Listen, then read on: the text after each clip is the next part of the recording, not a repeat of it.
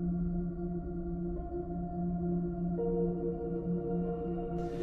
think that allowing for the book being, after all, a parody, something like 1984 could actually happen. This is the direction the world is going in at the present time.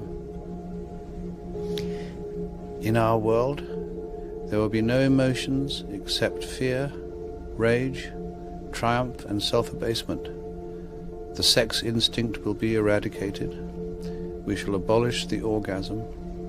There will be no loyalty except loyalty to the party. But always there will be the intoxication of power. Always, at every moment, there will be the thrill of victory, the sensation of trampling on an enemy who is helpless. If you want a picture of the future, imagine a boot stamping on a human face forever. The moral to be drawn from this dangerous nightmare situation is a simple one. Don't let it happen. It depends on you.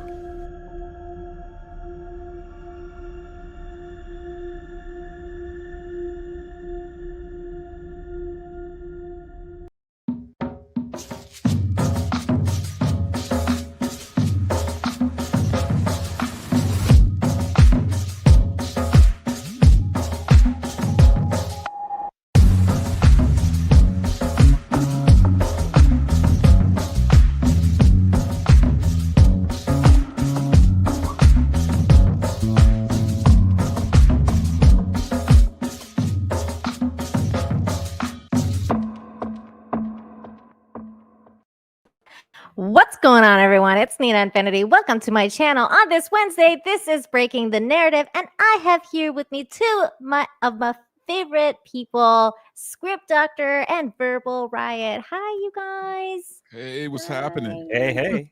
I always love the Script Doctor wave. He's just like, hi. Hello. Hi, Script Doctor. It's been a minute, man. What's going on? Been working a lot. That's what's been going on. It's been both it's been bittersweet because people get to hear my ideas and only half of them are ever listened to. That sounds like show business, though. Yeah. It's pretty. Actually, I think it's a pretty good metric. 50% of the time. Usually, it's like 0%. You tell that to George Lucas. They didn't take any of his ideas. They were like, no. No, but he also didn't have anyone that pushed back on his ideas back in the 90s. So, what did you say, Verbal? No, I said 50% is pretty good. Yeah, I agree. And how are you today, Verbal Riot? I see you're blue. It's been up and down week, but I've been feeling much better today. Like I said, I told you earlier, I think I'm on my 5th mimosa right now. So life is feeling a lot better. That's great. Today. That's why you're in the blue zone right now. You're like, I'm in the mimosa zone. Yeah, I had been drunk on cheap champagne since 3 o'clock. That's excellent. I'm kind of jealous. You might go red by the end of the show. I don't know. We're gonna gauge it because I mean, there's a lot of weird topics. Drunken riot. That's what's going on tonight. There you go. Right. But yeah, there's like a lot going on. I mean, I don't even know if we'll have time to cover everything, but obviously there's Superman news, like entertainment wise, Superman news, there's Tomb Raider news. And then on the politics side, on the entertainment side, there was also Batman news. Somebody's late to the woke party, making like weird comments about, being outcasted or something. We'll talk about that. And then there's stuff going on in the UK political wise. The UK is a total goddamn mess right now. People are getting arrested over tweets. Actually, it's also show business related because it's a writer from a very good couple of shows that I love, Father Ted. Shout out to David Morris, one of the members of the channel that introduced me to that show, and also the IT Crowd, which is one of my all-time favorite shows. So he got arrested. We're going to talk about that. And then, of course, there's the Alex Jones and a freaking Owen Shroyer fallout, breakup, dude divorce, whatever you want to call it. Brovorce. Yeah. Is it Broforce or is it dude Dude divorce? I can't remember. I think it's dude divorce. I mean, it's a very early 2000s metrosexual falling out type of thing. Yeah, that's exactly what it is. I mean, in this case, it's kind of like a weird dude divorce because it's more like a father figure. It's like an emancipation. Yeah, it's kind of like like Darth Vader and what's his name? Kenobi. Like you going down Obi-Wan and Vader. Apollo. Yeah, it's just Kenobi. So and Owen Vader. Shroyer was the one screaming in a really high-pitched, broken voice thing at Alex Jones while he's being set on fire. Weirdly enough, it's the opposite way because it's like Owen was like really chill about it, and then Alex was like, at first he was chill, then he's like, "I'm gonna murder you!" I was like, dude, what the fuck? Like, calm down, bro. So that was great. Alex Jones is a mixed bag, man. You know what it is with them? I don't know if I ever take him serious. I don't know if I ever take Alex Jones serious. Like I feel like even when he's being sincere, I don't know. You have to take him with a grain of salt because he's he's hit and miss for sure. Not a grain of salt, grain of one of the number of supplements he advertises on his show, really. Yeah, or that, yes. Yeah. Wasn't he advertising like blue methylene or something like that recently? Like, isn't that a drug? No, isn't that what that like the RFK thing that he was drinking? Like I can't remember. I think it's a supplement, but it's some sort of supplement. I was like, I can't get into this. I don't know what it is. I don't know. And I'm not to throw shade at anybody, but I kind of put him up there with like the quartering for me, where like I don't know if I take you serious, dude. Sometimes, like, that's hilarious. I believe that you're genuine about some topics, but there's some things where I'm like, I don't know if I buy this. That's funny that you bring up the quartering because I was on the quartering's channel the other day, yesterday, actually talking about this very topic. He invited me last minute, and I went. Alex Jones. Yeah, about Alex Jones. We were talking about it with Melanie Mack, and then it was so funny because he was talking about how Alex doesn't know really who he is, even though they've like streamed together and stuff a bunch of times, and he thinks that he's like Salty Cracker. Oh, that's funny. And then this clip dropped, and then it was so funny. I have to share this now. So like, here's DJ Cobra going like, I fucking called it, and then somebody said Salty Cracker. So somebody clipped this from the Alex Jones show.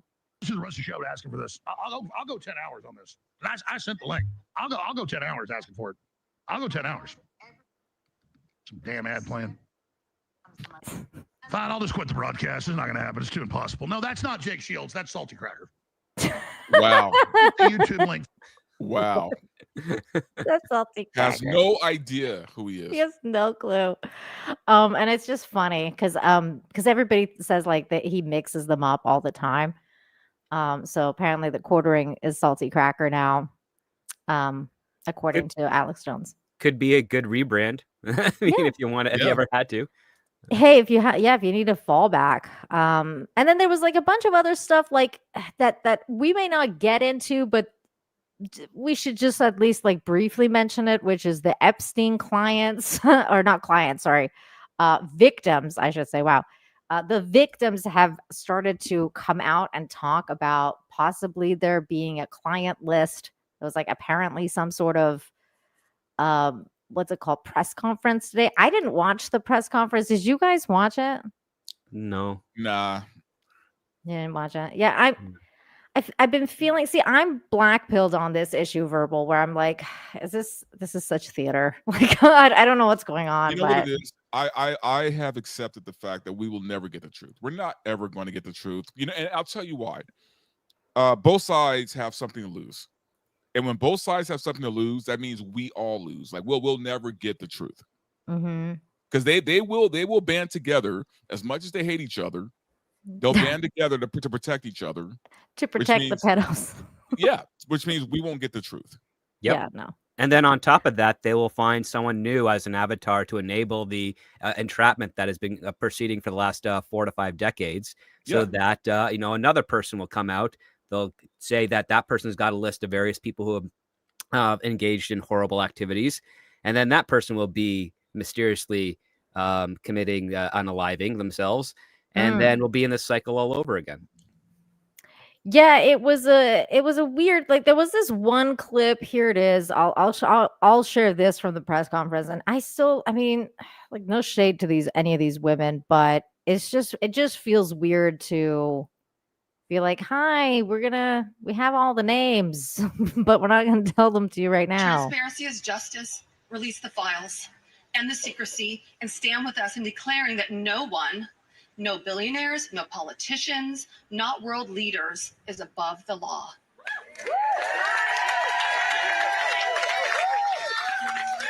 It feels like some people are above the law. Yeah, very much so. Yeah. Like, I'm just gonna name one person that I can think of off the top of my head that's above the law, and that's Dr. Fauci. I Yeah. mean, I'm not saying that he was on this list or anything. I mean, God knows, maybe. But like, I mean, of all the things that have happened, of all the things that have come out about COVID, of all the things that, I mean, like, just last couple days ago, Trump was tweeting about, like, how the Pfizer people lied to him about the stats and blah blah blah. And are we gonna see a single arrest? I have Fauci yet to escaped see anything. all the lies and horrible things he did during the AIDS crisis, so I don't think he's going to get anything for COVID. Yeah, it just really feels like there are definitely certain people that are above the law. And Look, I did a whole video on Friday about this, where I was talking about the Roblox situation, and I went, part of that was I went into this just spiel of how we've gotten so comfortable, not just as a society, but as a world. We've gotten so comfortable protecting pedos, right? Like, we, like, on every level, on a government level, on a media level, on a social level, we've gotten so comfortable protecting these kind of people that it doesn't even faze us anymore when we hear stuff like this. Yeah, like we don't even blink anymore. yeah. I mean, it's become a very desensitizing to that point. I agree with you on that. It's because I think a part of it is that, like, a sect of us don't want to believe it's real. Like, we're like, nah, like, there's no way. There's no way this world is that dark. There's no way there's a, child predator ring going on a video game. Like, like, it's so crazy. Like a video game made for kids. But again, but they're also protected. They are protected. YouTube was striking people for doing videos on Roblox. About it. Yeah. They're being protected. Because they're also powerful. Crazy. That's the other thing that's kind of frightening, is that they also are connected to powerful people or are powerful people themselves. So that whenever I hear, like, stuff like this where they're like, oh, no one's above the law, and I'm like, I don't know. It says verbal right is above the law. No, I am not, sir. They will have my black ass in jail in a heartbeat. So yeah. Us little folk, we're not above the law. It's just the elite. The elite are above the law. And let me announce now, several of us Epstein survivors have been discussing creating our own list of names. I don't like the word of creating. Yeah, we know the names. Yeah, that was like revealing their own list of names is something, because that implies that they already know the names. Creating is essentially saying, I'm going to create. I'm making it up. Could be. I mean, one of the things that is going to be a hard truth, if such a client list is ever put on record, is that I think the majority of the world is not going to know who the majority of the people who are on that list are. Right. Yeah, because a lot of them are, like, basically no-name people. They're powerful behind the people that scenes. are not in the public eye. Yeah, Exactly. They're behind the scenes people that you never really hear about. But also, why is she so happy? I don't know. Right? I mean, you would think she was, like, announcing, like, the new Taylor Swift tour. The way she's acting right now, right? It feels a little off. The other part is why the apprehension and just not saying some of the names during this conference here. Right. The only reason being is, like, you probably don't have any supporting evidence aside from your story to corroborate or to speak to that those assaults, which is terrible, because that's one of the obstacles of this type of thing. Unless there is some sort of corroborating evidence to the people involved with relation to the victims, with relation to those that are alleged to have participated, It opens up a whole avenue of legal area that a lot of people don't want to go through.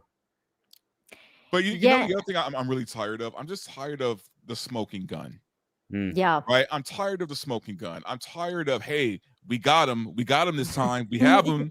Yeah. No, you don't. You don't. And I'm just so tired of it, right? You know what? Honestly, I've been tired of the smoking gun since 2016.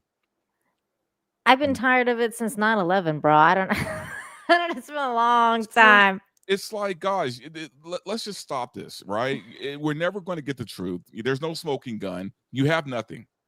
I think with regards to like this, some people, to be fair, make an argument that like, you know, they didn't come out earlier because they're afraid for their lives, you know, and what happened to the previous woman that came forward. I forget her name right now, but she was said to have ended herself shortly after coming out. The one that was involved with Prince Andrew, I forget her name.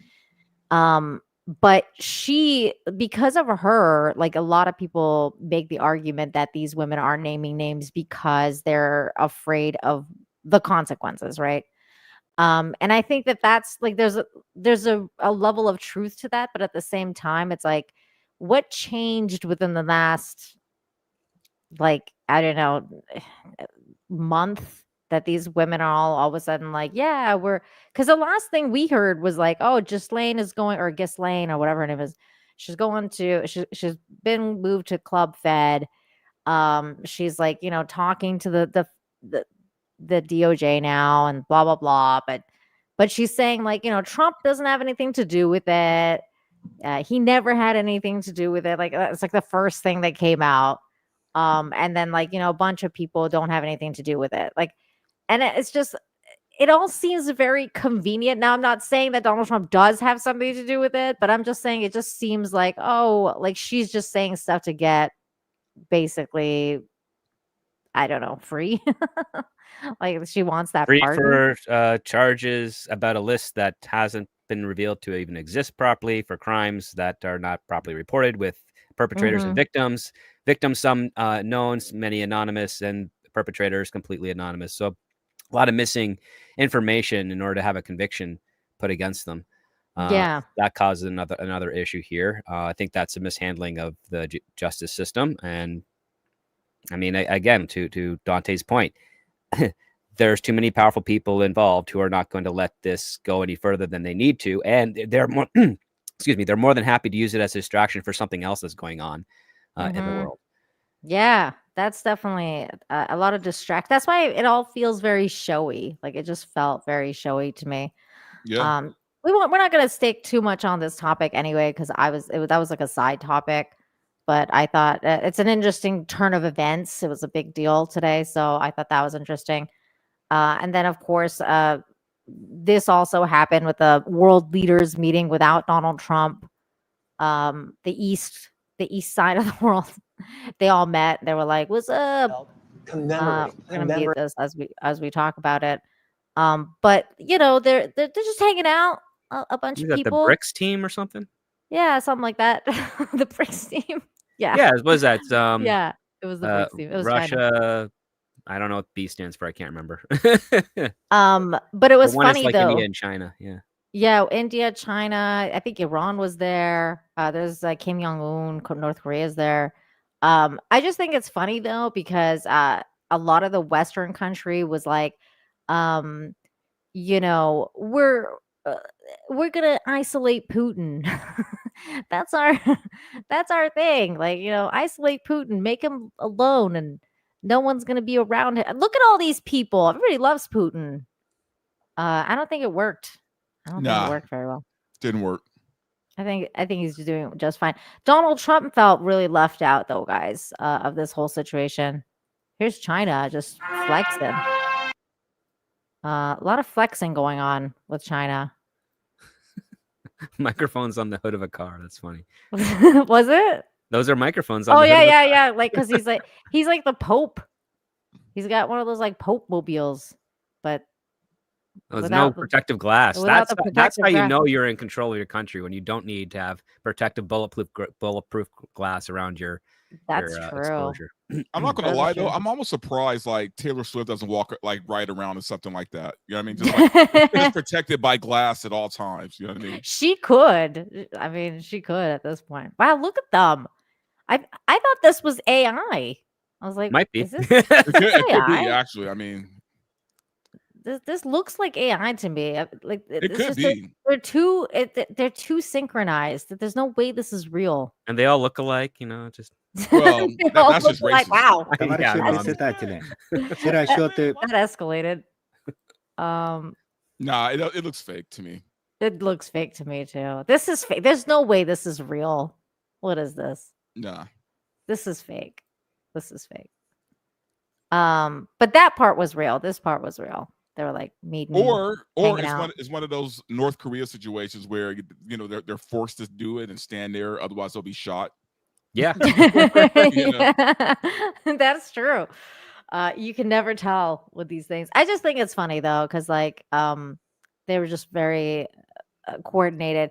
Donald Trump was not happy about it though. There was I think he felt kind of left out. Like he was like, why am I not invited to this? He was like, have fun, like planning something together with the United States. I don't think he wants. He should be a part of that. That's something weird going on over there. I think he should distance himself carefully but diplomatically from. It was his statement was funny. Oh, here it is. Here's the statement. So his statement read regarding this meeting, which I thought was funny, because it just seemed like he was like, why am I not there? I should be there. Why can't I share anything anymore? I swear to God, StreamYard has made everything way too complicated. Yeah, It they really tried to has. streamline things, and it just makes it worse. The big question to be answered is whether or not I should do this in my Trump accent. The big question to be answered is whether or not President Xi of China will mention the massive amounts of support and blood that the United States of America gave to China in order to help it to secure its freedom from a very unfriendly foreign invader. Many Americans died in China's quest for victory and glory. I hope that they are rightfully honored and remembered for their for their bravery and sacrifice. May President Xi and the wonderful people of China have a great and lasting day of celebration. Please give my warmest regards to Vladimir Putin and Kim Jong-un as you conspire against the United States of America, President Donald J. Trump. Thank you. Seems kind of salty now. Yeah. A little bit. I wonder which invasion he's referring to, because there's been a few in China and the United States has helped in a couple of them. I don't know. I have no idea what he's talking about half the time. It'd be so nice though for us just to like stay out of everybody's business. Like, I don't know, man. I get it. The world needs help and America is a world leader, but I just feel like we got our own problems. Mm-hmm. You know what I mean? Actually, yeah. Your country started getting its own problems the moment it started, becoming a world leader. Yeah. It's You do like, have a lot of dude, problems. in LA, we're paying at least $1,500 for like a studio apartment. Let's focus on that shit. Okay. I mean, Yeah. stuff like that. That's what's going on in Vancouver, Canada, too. That's why apparently the ladies are giving it up for free so that they can get rent.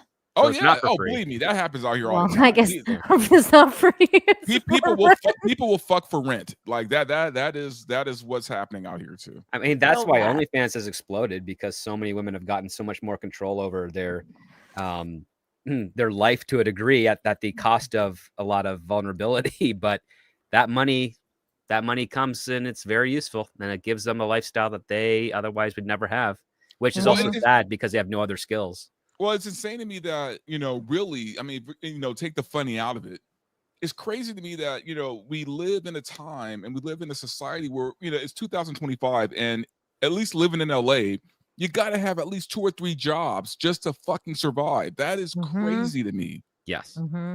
Yeah, and not to mention, especially if you like, and that's just for single people. Oh, that's Like, exactly if what you- I mean. Single people. Yeah, if you yes. have a family, it's like, dude, I don't know how people can afford it anymore. Poor And that's why, to some degree, and it's kind of going to move into what we're going to talk about here, but it's also why the movie business is hurting so bad, right? Especially in a place like California. We pay so much for everything else. You think we can afford to drop $20-$40 on a bad movie that we don't give a shit about? No, it's hard, man. No, Exactly. It's especially when it's like family movies now. You're like, do I really want to take my kid to this Disney movie? I don't know. It's gonna. You realize taking a family of 3, you're gonna drop about $100 at a minimum. At least. That's not even including parking or snacks, right? Oh my or god, anything else. That's crazy work, man. And you know what the worst part about it is that California has no excuse because your guys are taxed to death out there, and their state has nothing to show for it. Because if they had something to show for it, you'd probably care a little less. Like you'd be like, oh well, you know, all these other things are working so well due to taxes. Okay, I can understand it, but you don't have that.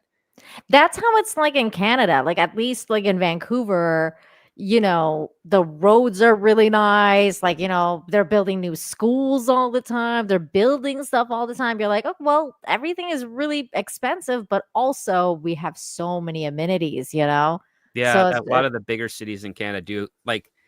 There's a lot of corruption with the taxes, but there's too much you can see that it's being spent on that you actually can use that you're like, it placates Canadians, but it should really be upsetting them more because much of it is misappropriated.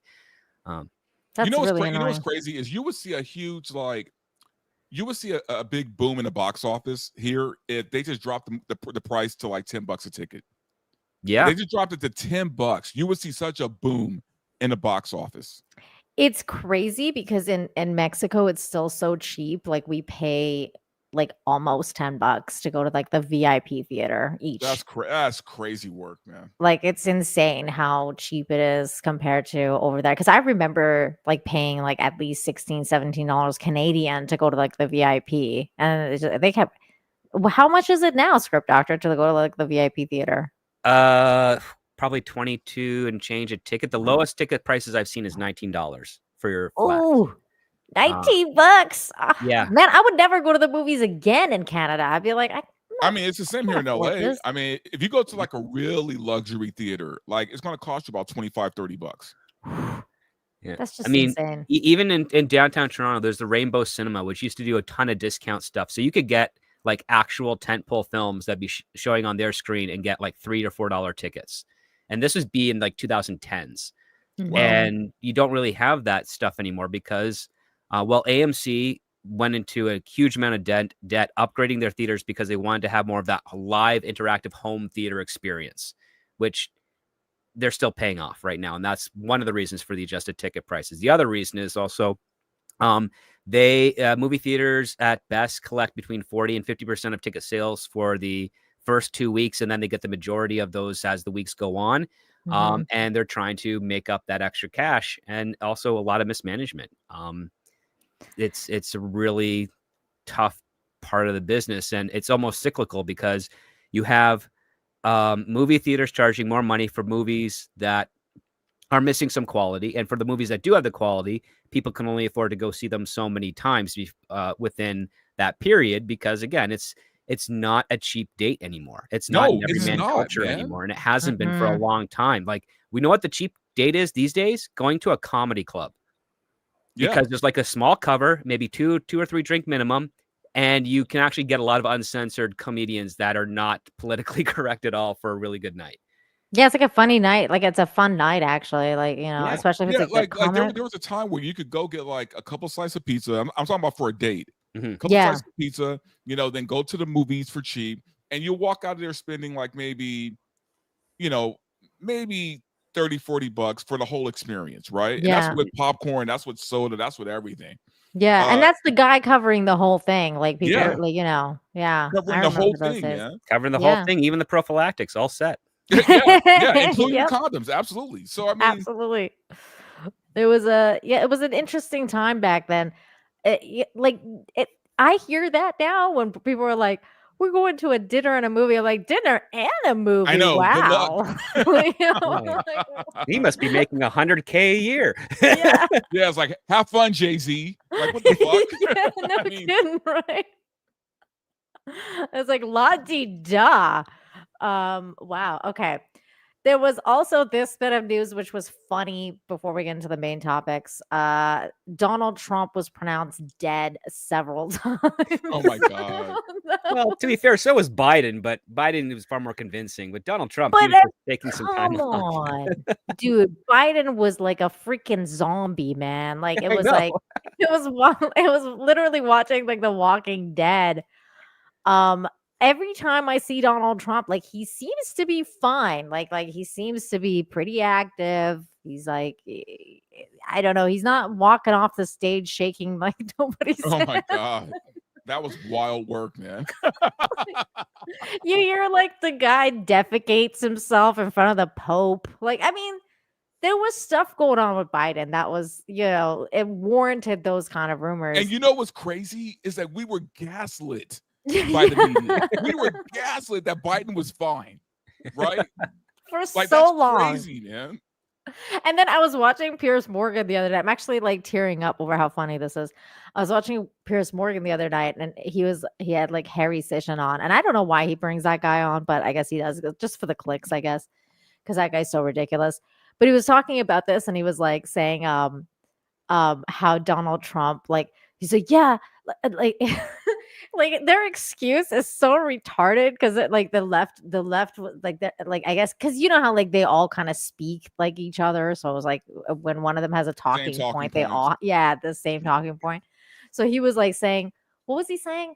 He was saying like that Donald Trump is basically like totally like off his rocker. Like nobody knows what's going on with Donald Trump. And like, you guys did the same thing to Biden. So of course we're going to do the same thing to you and like all this stuff. And I'm like, that's not a good excuse, bro. Like, what are you talking about? That's also a half truth. Like nobody knows what's going on with Donald Trump, but it has nothing to do with competency or anything of that nature. He just is playing a weird game of politics.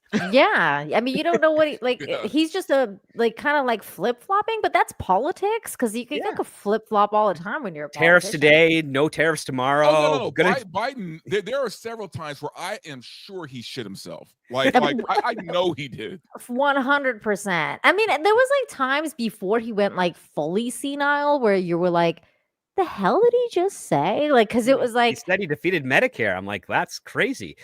Yeah. Do you remember that whole the kids like getting up my legs? Like they like sitting on my lap. Oh, yeah, I knew Biden. I knew something was up, man, when I think there was like a school shooting or something big happened like that, and he started talking about ice cream. I'm like, oh God, what happened here? Like, what are we doing, folks? I don't know, but if you ever meet someone that's been around Biden, ask what Biden smells like, and if they say like baby powder, that's a soiled adult diaper, like that. Yeah. Oh God. Yeah. There was something else Harry said that was like so ridiculous about this, but I forget what he said. But this is what Donald Trump said about how he found out that he might have been dead. President Trump, something completely different, but about a big viral social media trend over the weekend. How did you find out over the weekend that you were dead? Look at JD Vance. See that? I know. People didn't see it for a couple days. 1.3 million user engagements as of Saturday morning about your demise. Donald Trump's like, what? I didn't see that. You know, I have heard it's sort of crazy, but last week I did numerous news conferences, all successful. They went very well, like this is going very well. And then I didn't do any for 2 days, and they said there must be something wrong with him. Biden wouldn't do them for months. You wouldn't see him. And nobody ever said there was ever anything wrong with him. And we know he wasn't in the greatest of shape. No, I heard that. I get reports. Oh, this is Now, what you know I Harry did was it. saying. Harry was saying that like, because Pierce brought up how like, dude, they have a very like they just announced that he has a very like advanced stage of cancer right after he stepped away. There's no way they didn't know. And he was like, and Harry was just like, they didn't know because prostate cancer is really hard to detect. And it's like, oh, come on, bro. Like, come on. Like, this guy has they're supposed like the president prostate is cancer might supposed be to one have. of the easiest things to detect. Well, what the fuck is he talking about? And according to Harry, no. Like, apparently it's the hardest cancer to detect. Well, fortunately for us, he's not a doctor. So yeah, what the hell? Yeah, and I'm thinking like, Dude, I mean, you could say that to somebody that's maybe like never gone to the doctor in their life, but the president's supposed to get checked out. By the way, like, Harry all the should know time. better than anybody how easy it is. Man, as many things as he had up his ass already. I mean, he should know how easy It's it so is. true. But it was so stupid. I was like, this is so dumb. But you know what? JD Vance, he's got great facial reactions. I feel like every time I see Very JD animated. Vance, just Yeah. like Also, him you know, laughing. what are the libs like? What do they think is going to happen if something happened to Trump? Do they think that all of a sudden they're going to win or that they're going to take over? I have no idea. Vance is right there. Like, what are they? No, are they yeah, thinking? they think because he's like, because they think they think he's Hitler, dude. Like, so they're like, oh, he needs to just go so that like the world can be saved because this. Okay, dude's but do they think Hitler. Vance is any better? They're never. I mean, don't think they're thinking the that people far. that have hijacked the liberal movement have no idea what the heck is going on tomorrow. Like they just don't. They can't think that far ahead. They're too much. They've taken the concept of live in the moment so literally they cannot think about tomorrow. It's concerning. It's very concerning. You know what? Here's the thing. I agree with that, and I think now finally, and I'm starting to see this a lot more, especially around Hollywood. I think common sense is starting to prevail a little bit. Not as fast as I'd like it to happen, but I think people are starting to see how crazy these people are. Because even in Hollywood, I hear people like talking about shit that makes sense now, whereas before you never would have heard that. You never would have heard that. So I mean, a lot of people that were pushing the crazy agenda aren't getting hired anymore. I mean, that's just the sad aspect of it when they're not there to sort of push that narrative and then smooze with people at parties or in meetings and convince them with terrible data that this is the direction the world is going into. The people at the top realize, oh, okay, so I guess I guess I'll just go with what I think worked for me to get here in the first place. And for the ones that use those agendas to get to the places that they are now, they're on borrowed time, and I'm loving it. And you know what's funny is like I'm hearing common sense coming from the gays. Okay, like wow, even that's the a big gays deal. out here are starting to be like, okay, this is some bullshit. That's because they lost the plot and they know that. Like and it goes back to that Dave Chappelle joke. They should have never let the tease in. And that's it. I mean, we're not kidding. I mean, that's exactly what's happening right now. Yeah, because it's fucking wild out there. They're like, oh my God, what did we do? And speaking of, oh my God, what did you do? There's Ian coming in with a 50-pound super chat. That's insane, man. Thank you so much. Hold on. Actually, I have sound effects now. No, I didn't upload my sound effects on this thing. Why? Hold on. Oh, there it is. You fancy with effects and everything. Again, thank you for your 50-pound super chat. That's amazing. He says, it's not like there could be a stand-in for Trump. No one is like that. No one could be like that or even guess how to be like that 5 minutes from now. He is very rare in terms of like the type of person he is. I still say, like, no matter what, at the end of the day, even if I'm disappointed in some of the things he's done, we would have been better. We would have been way worse off with Kamala. Oh, we would have been fucked. Are you kidding me? Yeah. You would have had 48 states secede by now, I think. I think it would not have been a good time. Oh my God! If that Kamala would have won, we would be so screwed right now. So fucked up. I think that I would go as far as to say like the war with Iran would be fully on right now. I think. Oh, absolutely. Yeah. If that had happened.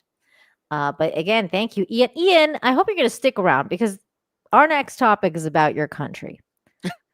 We've got to talk about what the hell is going on in the UK. Oh my God, the UK is like Thunderdome right now. Like it's some wild shit happening over there. It's like the UK is losing it, man. I'm actually kind of shocked, a little bit. Like I'm a little bit like it's weird because like for a while, like you think Big Brother. You think like UK has been always kind of like that Big Brother zone. They're very Orwellian in a lot of ways. But then you fucking hear the news coming out of there, and you're like, am I like listening to this? Is this right? Is this true?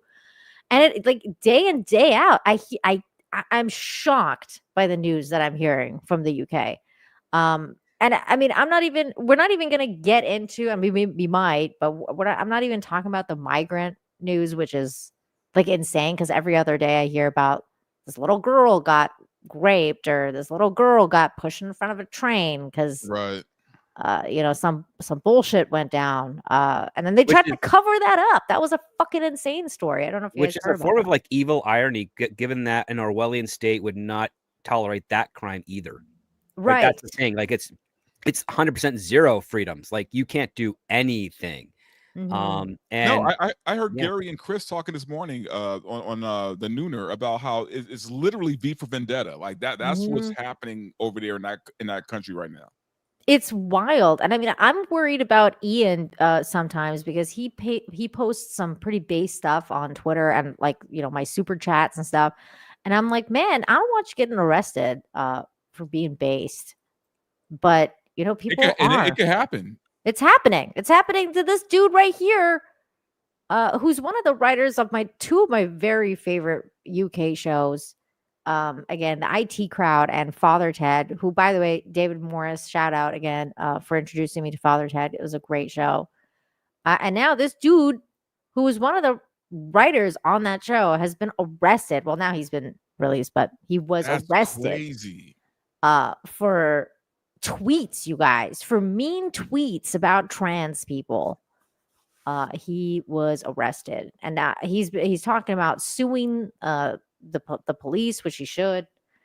But I'm going to read a little bit of this. The head of the Metropolitan Police has called on the government to change or clarify the law following the arrest of comedian Graham Linehan over posts he made online. The 57-year-old was arrested under the Public Order Act on Monday on suspicion of inciting violence in relation to posts about trans people on X.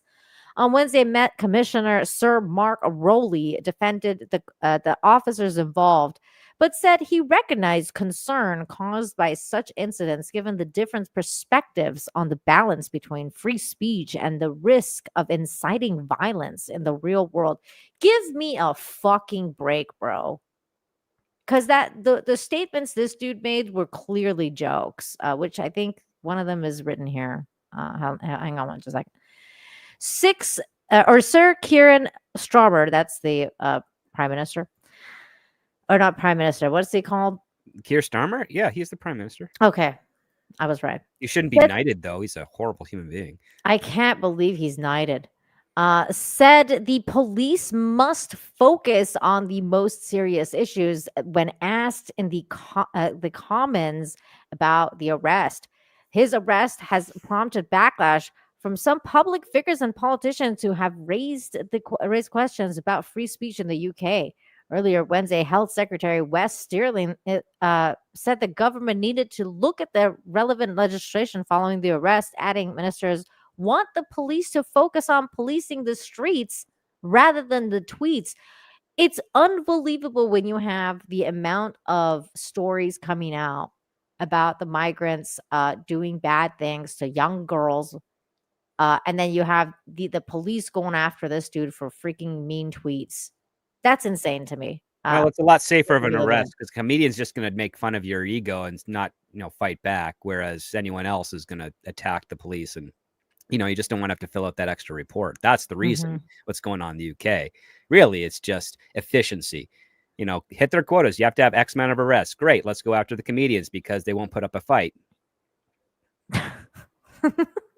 No, it's very British. Yeah. And it is something that this guy would write in a television show. He should. I can't wait until he makes his next show. That's gonna be great. Constable Ed. And it's just like, okay, Constable Ed, you have to go patrol this neighborhood. Oh, I don't think so, sir. Well, you need to get your arrest numbers up. Oh, I'll just go on the internet and find someone. We're gonna go get some tweets.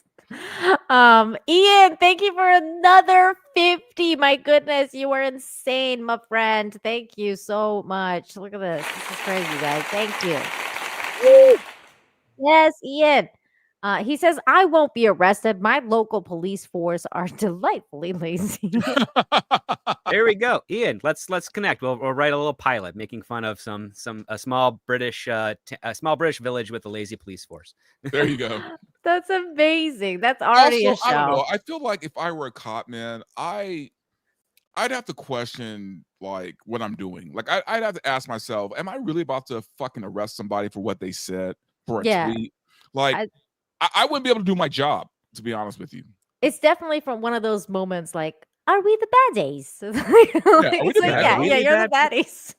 I mean, we just had something similar. I saw on the news in my break this morning from a police chief in, I think, north of Toronto, basically told people that if someone breaks into your house, just comply with the criminal. Don't defend yourself. Yeah, And dude, I heard about that. And I was Dude, talking to some okay. cops on set today about that. And they said that is the dumbest thing ever. Like, get yourself safe. Try to defend yourself. Don't risk your life for it, but get yourself safe. And then on top of that, they'd be like, well, if the law said that they had to like bring people in, they would do it as a formality. They wouldn't do it as an arrest, which because they're like Toronto police, there are a lot of good ones out there and they do not abide by stupid laws, especially when the pandemic happened. They were not ticketing people for not wearing a mask in public or whatever. Good. They That's said it's great. stupid. The chief of police of Toronto said it was stupid and that they would fight against it in all the legal forms. Which was very heartwarming. But again, the city itself still has a lot of problems. But yeah, like in Canada, you do have a right to defend yourself in property so long as you're not, there's a threshold to it where you could actually have proper questions saying like, did you escalate this unnecessarily because of X, Y, and Z? Escalate if someone breaks into your home, right? Like where where you and your wife or girlfriend or child are sleeping and live. No. I live in LA and we have strict gun laws here, and I still own like several like Glock 17. So if anybody breaks into my shit, well, the way that they look at it, I'm going John Wick. Well, here's the thing: the way that they look at it in Canada is that let's say someone breaks in your home and you're able to beat them up and throw them outside, and then you go back inside, you grab a bat, you went back outside, you started hitting them with the bat, then you toss the bat, you went back inside, you got a gun, then you shot them. They would consider that to be escalation, because you kept on going back inside your home to get another weapon to cause further harm to the person that attacked yourself, as opposed to like throwing them out, keeping the door, maybe threatening them with the violence if they were ever to come back in again while you have someone call the police. Like that's the context that they're looking at there. I mean, because there comes to a point where, yeah, if you do throw someone out of your home and then you beat them up with a baseball bat and they're incapacitated, you don't really need to do anything more. You really don't.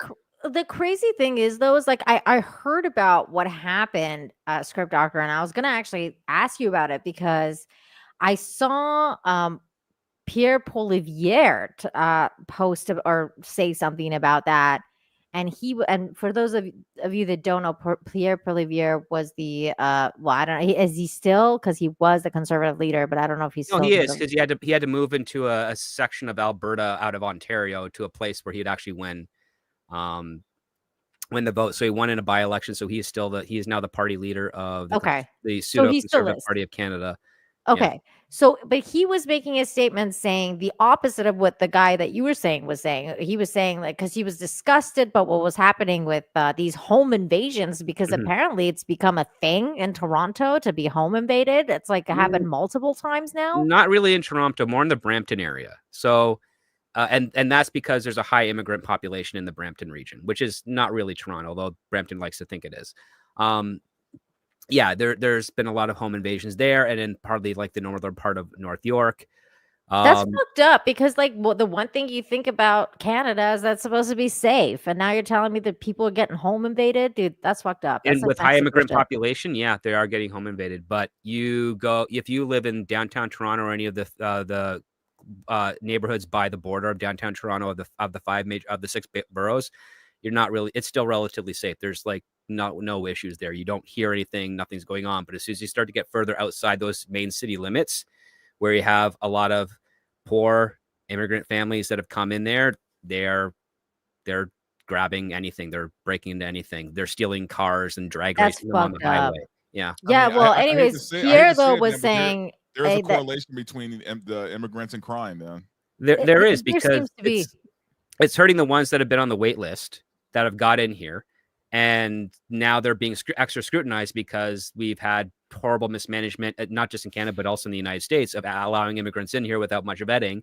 And you're making the very place that they came here for a better life worse so that they're not getting a better life. It's unbelievable. But Pierre was saying, like, you should be able to stand your ground and basically protect your home. Which was, yeah, because he needs popularity again, because his entire part, like a lot of the people voting base outside of the district that he just recently won doesn't like him. And that's because in Canada, we tend to hate career politicians, which were politicians who, as soon as they get out of college, they go into office. They've never held a real job with any real responsibility before. But do you think Script, though, like, what are the odds of bringing some type of gun rights then? Because I mean, how are Canadians supposed to protect themselves if we have no gun rights over there? I mean, we're very scrappy. Like, that's the other part too. Like, we have grab that hockey stick, eh? We know. I mean, literally, we do have like a lot of other things that we've gotten very creative with the tools around us for when it comes to weapons. But I mean, ideally, you do want something with a little bit more intimidation and stopping power with as least effort as possible. We do have axes. There's a lot of lumberjacks. I realize we have lots of shotguns and rifles. Like, it's not difficult to get a permit for that, and it is for hunting purposes. But there are exceptions that if your life is threatened and you need to defend yourself, you can. But again, you undergo extreme scrutiny over the details. And the other part too is that we have, just like in the United States, we do have an issue with certain tiered level judges that may or may not actually be following the intent of the Constitution and have their own biases as well. And that's also troubling. So yeah, I mean, there's a lot of stuff that's going on in Canada that has needed to be revised, updated, and whatnot for generations. Just the same way with like certain aspects of the United States, where they've let the Supreme Court kind of quote pseudo create law with verdicts, as opposed to having their congressmen, provide proper legislation and getting it signed into law. And that's a big issue too. But back to this topic, because this is the tweet that he got arrested for. So he did several posts, but this was the first one, and I think the most damning one that got him arrested.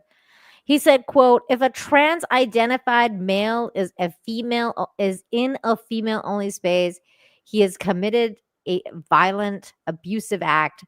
Make a scene, call the cops, and if all else fails, punch him in the balls." This is so clearly like a joke, and it's so weird to me because he's saying like call the cops, like in this thing where they're saying you're inciting violence or whatever. He's also saying you should call the police. It's kind of hard to, because inciting violence has to be a top priority. Even with UK law, it has to be a top priority statement. And his inciting violence part is literally the last thing he says, which is punch him in the balls. That's the last option to do. He's like, make a scene. So making a scene is not really violence. It's usually gathering attention. Call a cops. Yeah, okay, call a cops is asking for help. And if all else fails, punch him in the balls.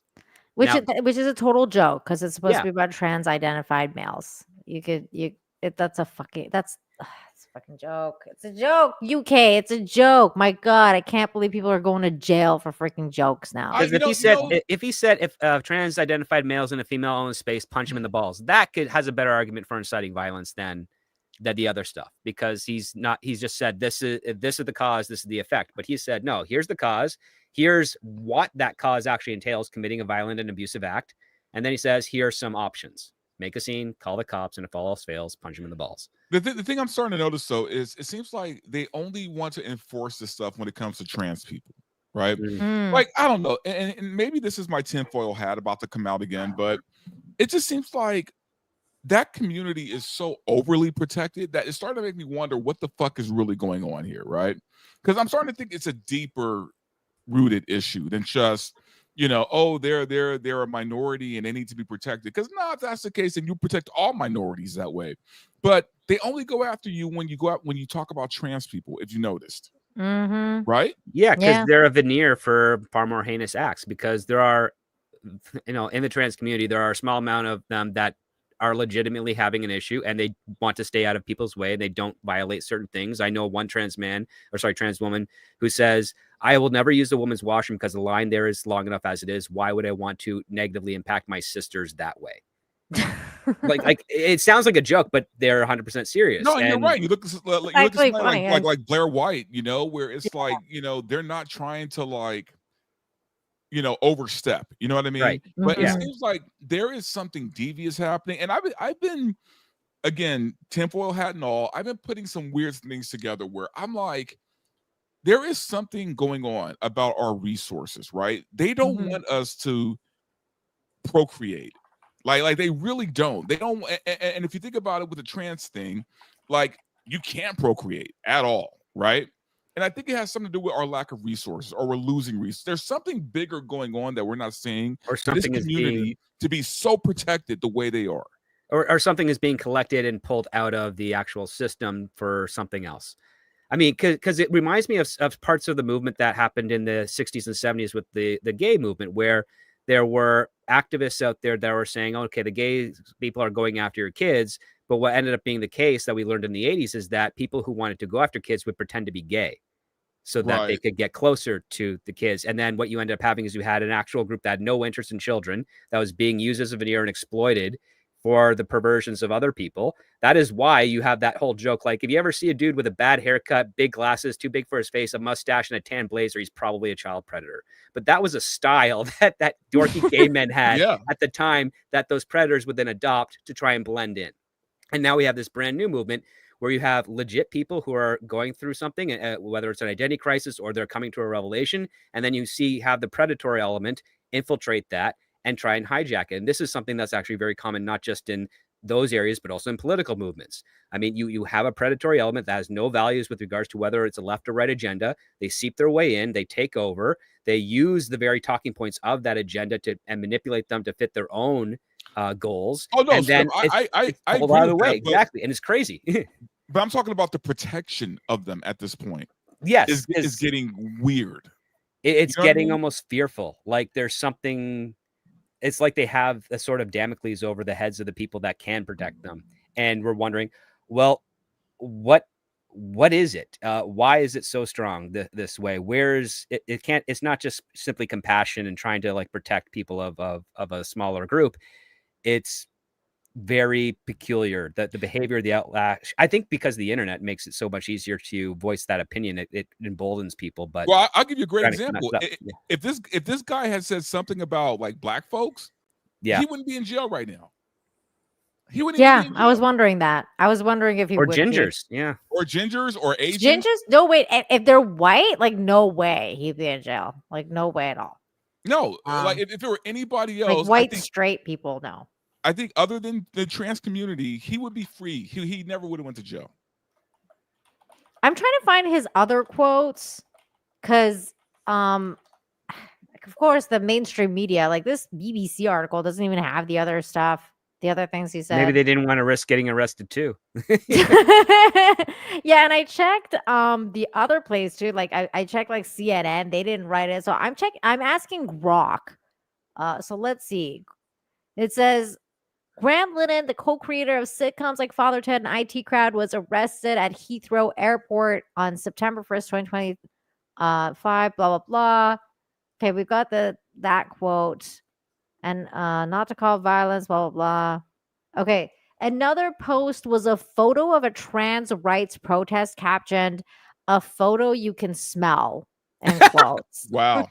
That's what he got arrested for. And then the third expressed hatred for misogynists and homophobes, in quotes, with expletive. He was arrested under the Public Order Act. Okay, so that's the third one. He expressed hatred for misogynists and homophobes. Wait, I don't understand. How is that? I don't get it. That's peculiar. Yeah. That's weird. But the other one, like, I mean, everybody makes that joke. I can smell this picture. Like, that's such a joke. Like, what? What are we doing here? This is mental. And he got arrested on Labor Day where nobody's supposed to be working. That's insane. Yeah, that is crazy. It's crazy. The other crazy thing is we have a Rumble rant over on Rumble. Thank you so very much to you, 37 for Mighty Pete. Thank you, Mighty Pete, for $20 to say for the cast. Well done. Thank you. Wow. Yay. Woo. Yeah. Thank you for the $20, man. That's very generous. Look, you guys, the cast got a shout out. That's you guys. Isn't that crazy? You guys are both awesome people. But yeah, so UK. Is there a way that we can fix this issue? Like I don't know if there's a way that the UK can climb out of this insanely Orwellian path that they're going down. Is it just the people? I feel like Verbal, was it you that said, I think last week or the week before when we were talking, where you were saying something French has to happen? Like a Yeah, French. I mean, again, I have to watch what I say because again, I did that whole Roblox thing, and I had to be very like careful about my words. But Mhm. sometimes governments overstep, and in the past, they were dealt with a certain way when they did. So I'm not saying we need to do that now. I'm just saying, that fear needs to come back. Right? Usually, Or King that's the Louis, only yeah. way to The change fear things, needs to come though. back that something like that could happen. Yeah. Some of the protests that have been going on in the UK from born and raised multi-generational UK citizens it's been a positive sign, showing that people are fed up of the abuse of their hospitality, which it's exactly what it is. But yeah, I would say in the people creating a fear that King Louis VII faced when he was King of France would be of use. The British have a stiff upper lip, and they also have a lot of discipline. So there's always that possibility that they'd never cross a line. But the whole idea is that they can establish that the people they're criticizing have crossed the line and they wish to just push them back by any reasonable means necessary, because it is Britain, then they want to feel like they're more civilized than they actually are, because we know how savage they can be. They've documented their history quite well. I think that'd be a good thing, but it really does come down to a lot of communication, people that maybe don't want the responsibility of political leadership stepping up to do the hard thing, which again is giving up a more stable job or stable life to become a public representative and pass laws that reaffirm the culture and allow for the hospitality to have a proper vetting process, so the people that want to integrate and contribute to the culture can do so within the confines of what it is to be British, as opposed to a replacement issue, which seems to be of top concern for not just the UK, but has been for France for at least 16 years. And has been growing concern in the United States and Canada. My husband was saying, like, I don't know, but the British need to go old school and start grabbing some pitchforks. And I think I kind of agree with them, because Not I'm with the like, Germans with the pitchforks, though. was it? Yeah, Wasn't it the going after British? Frankenstein. That's in Austria and Germany area, but in Britain they would What in did the British Britain do? the Britons would get swords. They just get the swords. I thought it was Yeah. pitchforks for the British too. Like, hey, we're getting the pitchforks and go down to that wherever it was. Look, There's the also a other lot of part of old this, guns in Britain that are generational too, so there's also that advantage. the other part of this that I'm wondering about is, where is, like, I guess, any guidance from the royalty? Because I mean, when Queen Elizabeth, God rest her soul, was alive, at least sometimes she would step up and say certain things when, like, the government was getting kind of out of hand. Mhm. But now King Charles, I feel like, is not saying shit, and I guess he's sick. Like, I don't know, he's got cancer. Oh, bless you. Well, The that's royals are just not saying anything, and I feel like King Charles just needs to step it up a little bit. King Charles, I think, is a lot more like his father than his mother. Personally, that's my opinion, I think so and I too. don't feel the same. I don't think that the Prince William is in a similar point of view to the traditions of the UK. You don't think so? I don't think so. Like, the very few times I've been able to hear him speak, he kind of doesn't feel like he's in sync with traditional British culture. And I'm not saying, like, having submissive class systems or anything like that, but just in, what it means to be British. Why Britain has had as long of a run as it has. It seems like he's of the mind where a lot of people would suggest if he became king, he would possibly dissolve the monarchy altogether. Oh God, I hope not. That would be terrible. Well, I mean, they don't really do much anyway. No, they're figureheads. Like here in Canada, one of the things but we they joke can about. still do things if I they mean, wanted to. They own a lot of land, which is much where their wealth primarily comes from. But I mean, they stand on ceremony. They do have some power, but you'll never see them really take advantage of it. They do have the power though. Like the king and the queen do have power. They just don't exercise it. And they could, but they don't. could dissolve parliament right now and hold a new election. Yeah, they could. They could easily do it. And that's why I'm saying, like, I feel like King Charles is kind of letting the kingdom down a little bit. Because if I was the king, I'd be like, the hell is going on? You know what though? But Charles never seemed like he cared about any of that, really. No, he stopped caring when you realized his mother was going to live the distance. I think. Yeah. I think so too. Yeah, but I don't know. Like, I don't know if I believe that about William. I feel like William's just waiting to become king so he can like right the ship a little bit. I don't know if he would right the ship. That's the problem. Like, it's really weird to know for sure. We need more British people. But also, why would he at this point?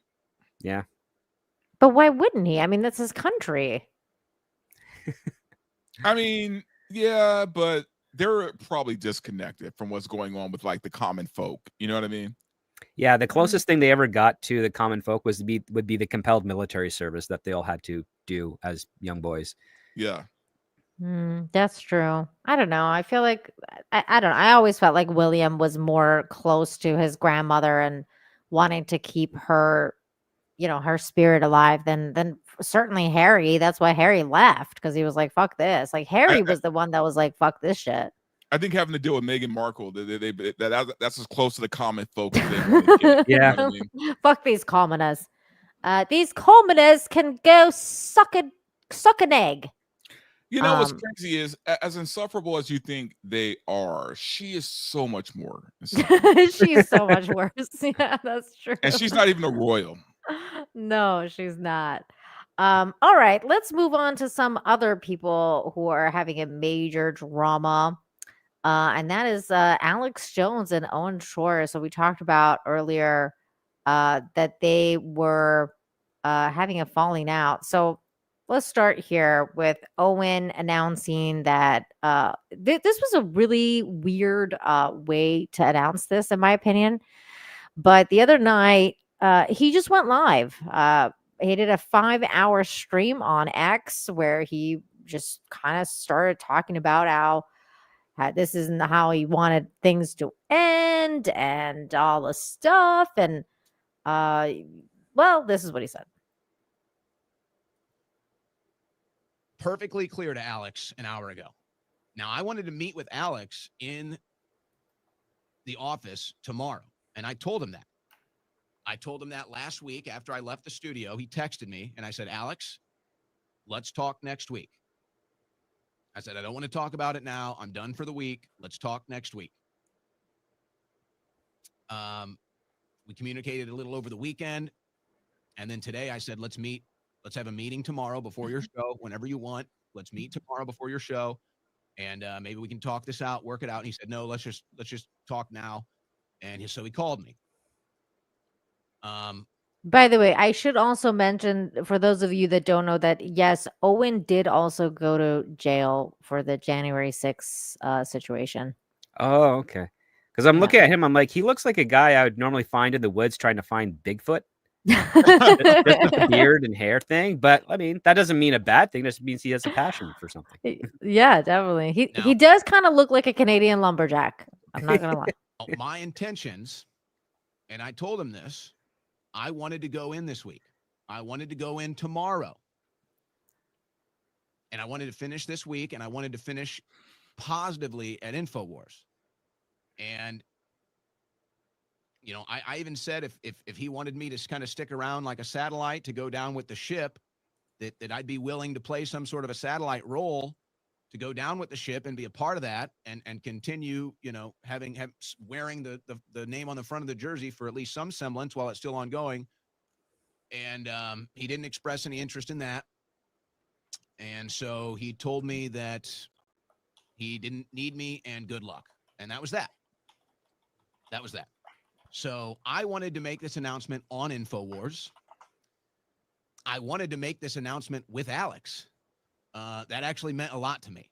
That's what I wanted. I wanted to leave in a very positive fashion. I wanted to announce it to the InfoWars audience on the InfoWars airwaves. I wanted Alex and the crew and which I think would have been a lot better than whatever the hell's going on since then. This would have been much, much better. everybody to be there, and I wanted to shake Alex's hand. I wanted to thank him for everything. I wanted to just go down memory lane of all the things that we've done, but he wasn't interested in that. And he said, don't come in this week. So that was that. So now here I am announcing that it's done. I will not be on InfoWars. I don't know if ever again.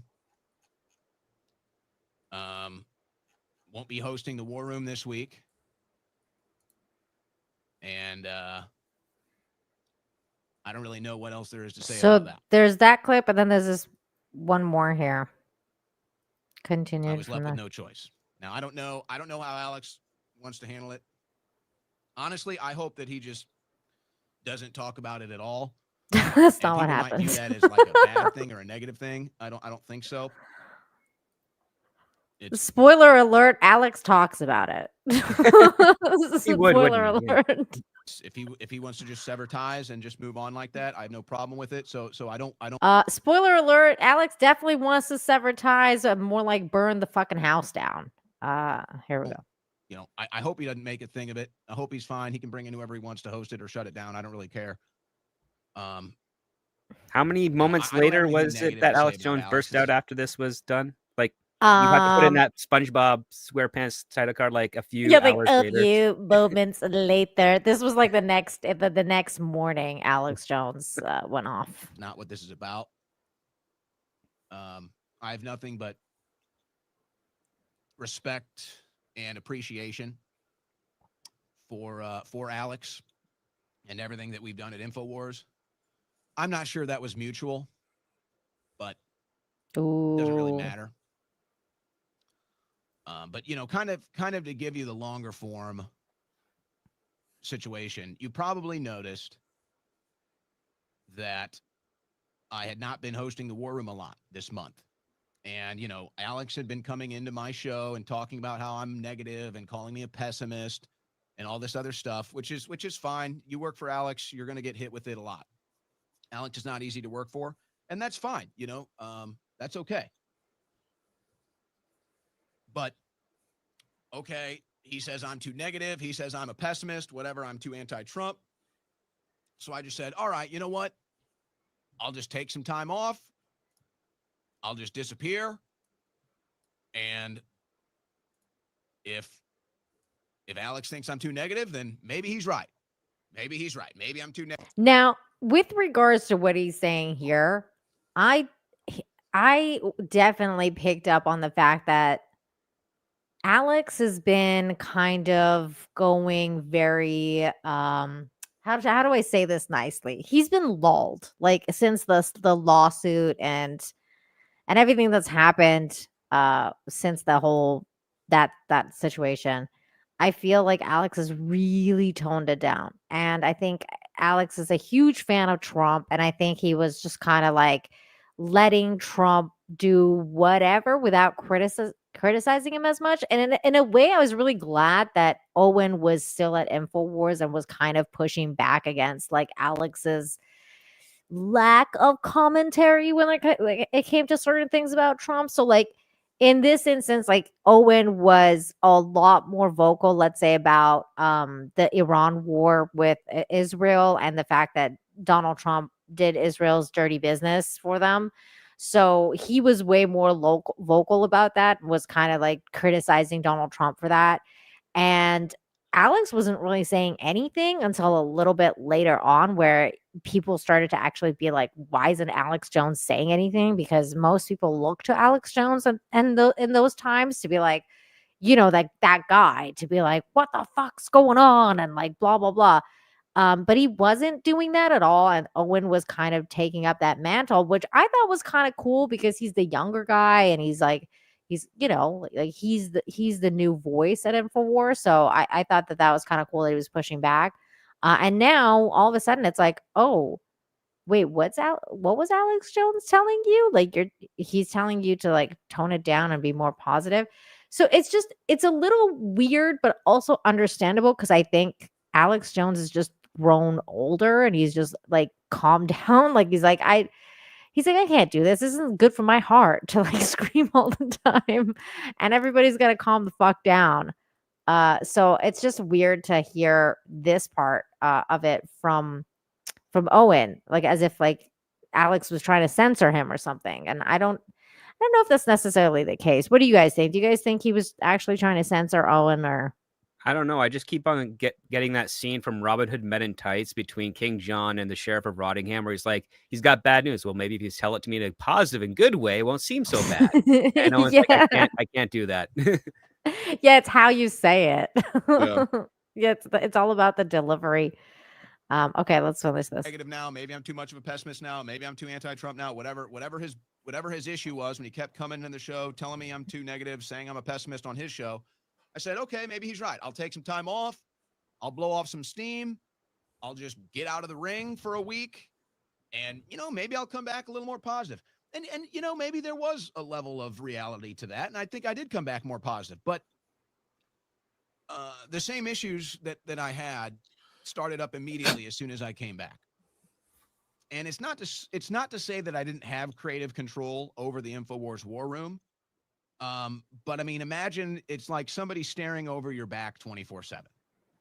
So that was a lot of interesting information. He also ended up bringing up the money issue, like saying like he hadn't gotten a raise for 8 years. And there's definitely more stuff on his mind, which I think I think maybe if he's thinking about it now, maybe it wouldn't have been like the best thing to go live right away, like right after this happens, and then you kind of just like dump out all your emotions on air. Perhaps it would have been better to, just give it a couple days before you announce this whole thing. But then this happened. So Alex Jones woke up and he at first was like, put out this tweet. He was like, all right, whatever. Owen has wanted to go for a while. He told me he was quitting yesterday afternoon. He told me if I needed him another week, he would do it. And I said, no, it's that simple. I built InfoWars to be a radio talk show TV. That the office is newsroom. So when big stuff would break, I and others would bring stuff so that to the show producers. That's as far as me standing over his shoulder went, except maybe twice a month walking onto the show. That's what we have always done on the show, including mine. I have known Owen for over 9 years and love the guy. That said, when I started to watch what he said last night online, it was sad and I stopped. I wish Owen all the best for his life and the great work he does fighting evil and promoting freedom. I never censored him and I agreed 99% of what I saw him talk about. I only engaged him to be more positive in general about the fact that humanity has come a long way in the Great Awakening. Bottom line, he wants to be his own captain, and I think that's great. I'm surprised by the censorship claim he is hinting at, but if he thinks he needs to say that to build a show, that will be on him. As for me, I'm taking it the high road and will continue to promote Owen when I see cool stuff he does. Godspeed to Owen. And I really wish that that's where he had left it. That could have been the end of it. This could have been a really nice end to it. But clearly he said like he had not finished it.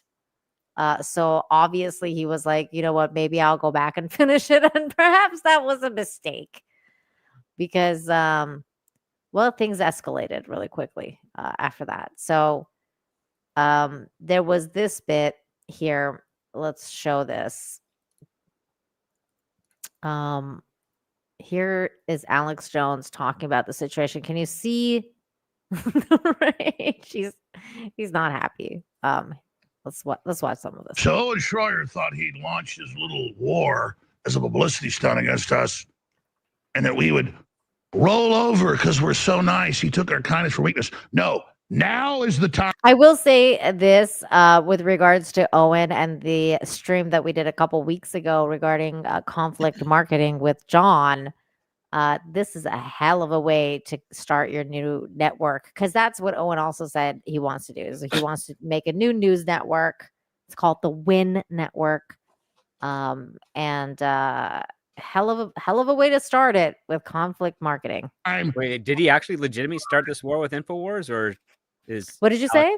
Is this Owen guy actually starting a war with InfoWars, or is Alex escalating this breakup to be a war level thing? Yeah, because it seems like Alex is escalating it.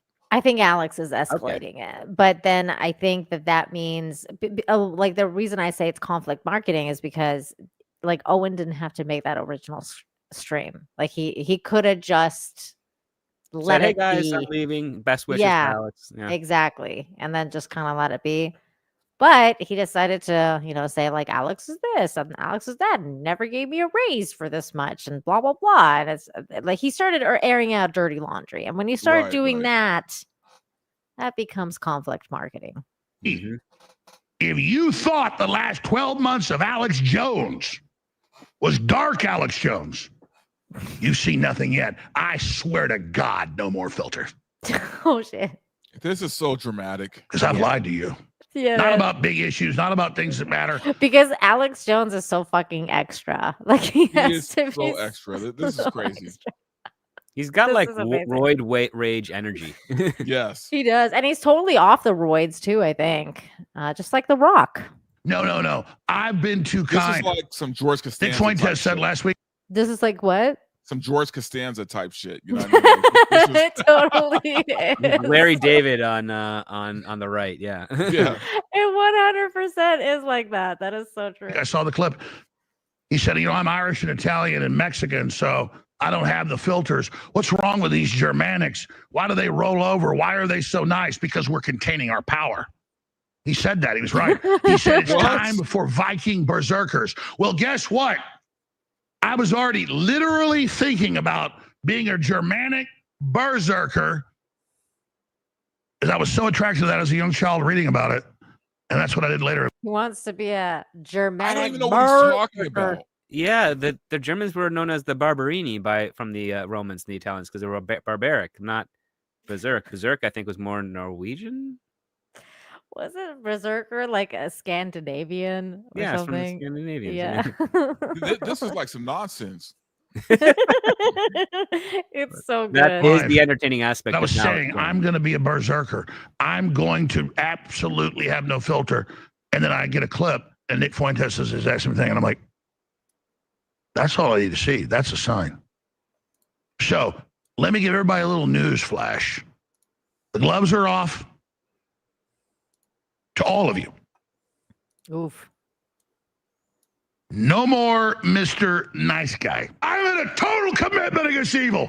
I'm pouring out my guts, my soul, my family, everything I got committed to this, and I will not have pieces of fucking shit fly about me and say I'm not true. I will fucking destroy you, scum. All of you. Fuck you.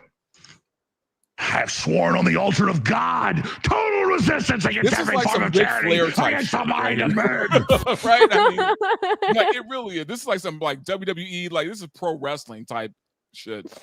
It really is. Wait, that was the part that was like a thing where he goes, but he calls him like demonic and shit too. We'll make the whole show an entertainment broadcast as I vaporize our enemies, because I'm true. I'm real. The evidence, the facts are all there. And I will no longer let lesser men try to build their resume by claiming I'm a traitor when they're scumbag Benedict Arnolds. Pieces of shit. Want to be elitist. Arrogant scumbags. I'm not arrogant. I'm on a power trip. I'm in a total commitment against evil. I'm pouring out my guts, my soul, my family, everything I've got committed to this, and I will not have pieces of fucking shit lie about me and say I'm not true. I will fucking destroy you, scum, all of you. To be fair, he is beat red. Yeah, and to be his fair, rhetoric Alex is- did full, He made claim to fight against evil, but that is not a very noble rhetoric he is uttering out to people. But he's issuing also threats. like, but I'm saying, to be fair though, he has poured like everything he has into InfoWars and into like fighting, well, what he perceives to be evil, which I kind of agree with them. There is definitely an evil cabal going out there and doing bad things, which we started the show talking about. But you can, I don't know. I can't ever take that away from Alex, because I think he really has committed his entire life to this cause. Yeah, absolutely. But I think going after Owen is kind of low-hanging fruit. He really should have just let him be. like, I don't understand why he did this. It's like, okay, of all the enemies out there in the world, this is the guy that I'm gonna put into my crosshairs right now. It's like, okay, let's say you defeat him. How is the world better now?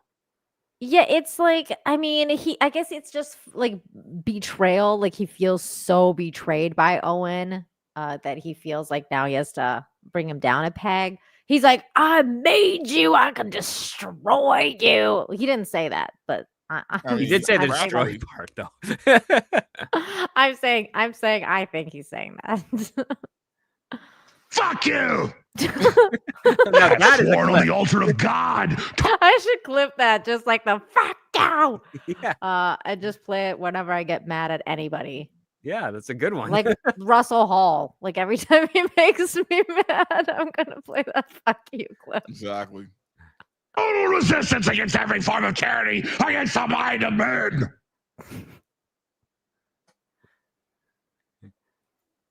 There's a drinking And I game told when everyone watching 2 Alex weeks Jones ago, of how I'm many leveling stacks up. of Wait, paper what? grow.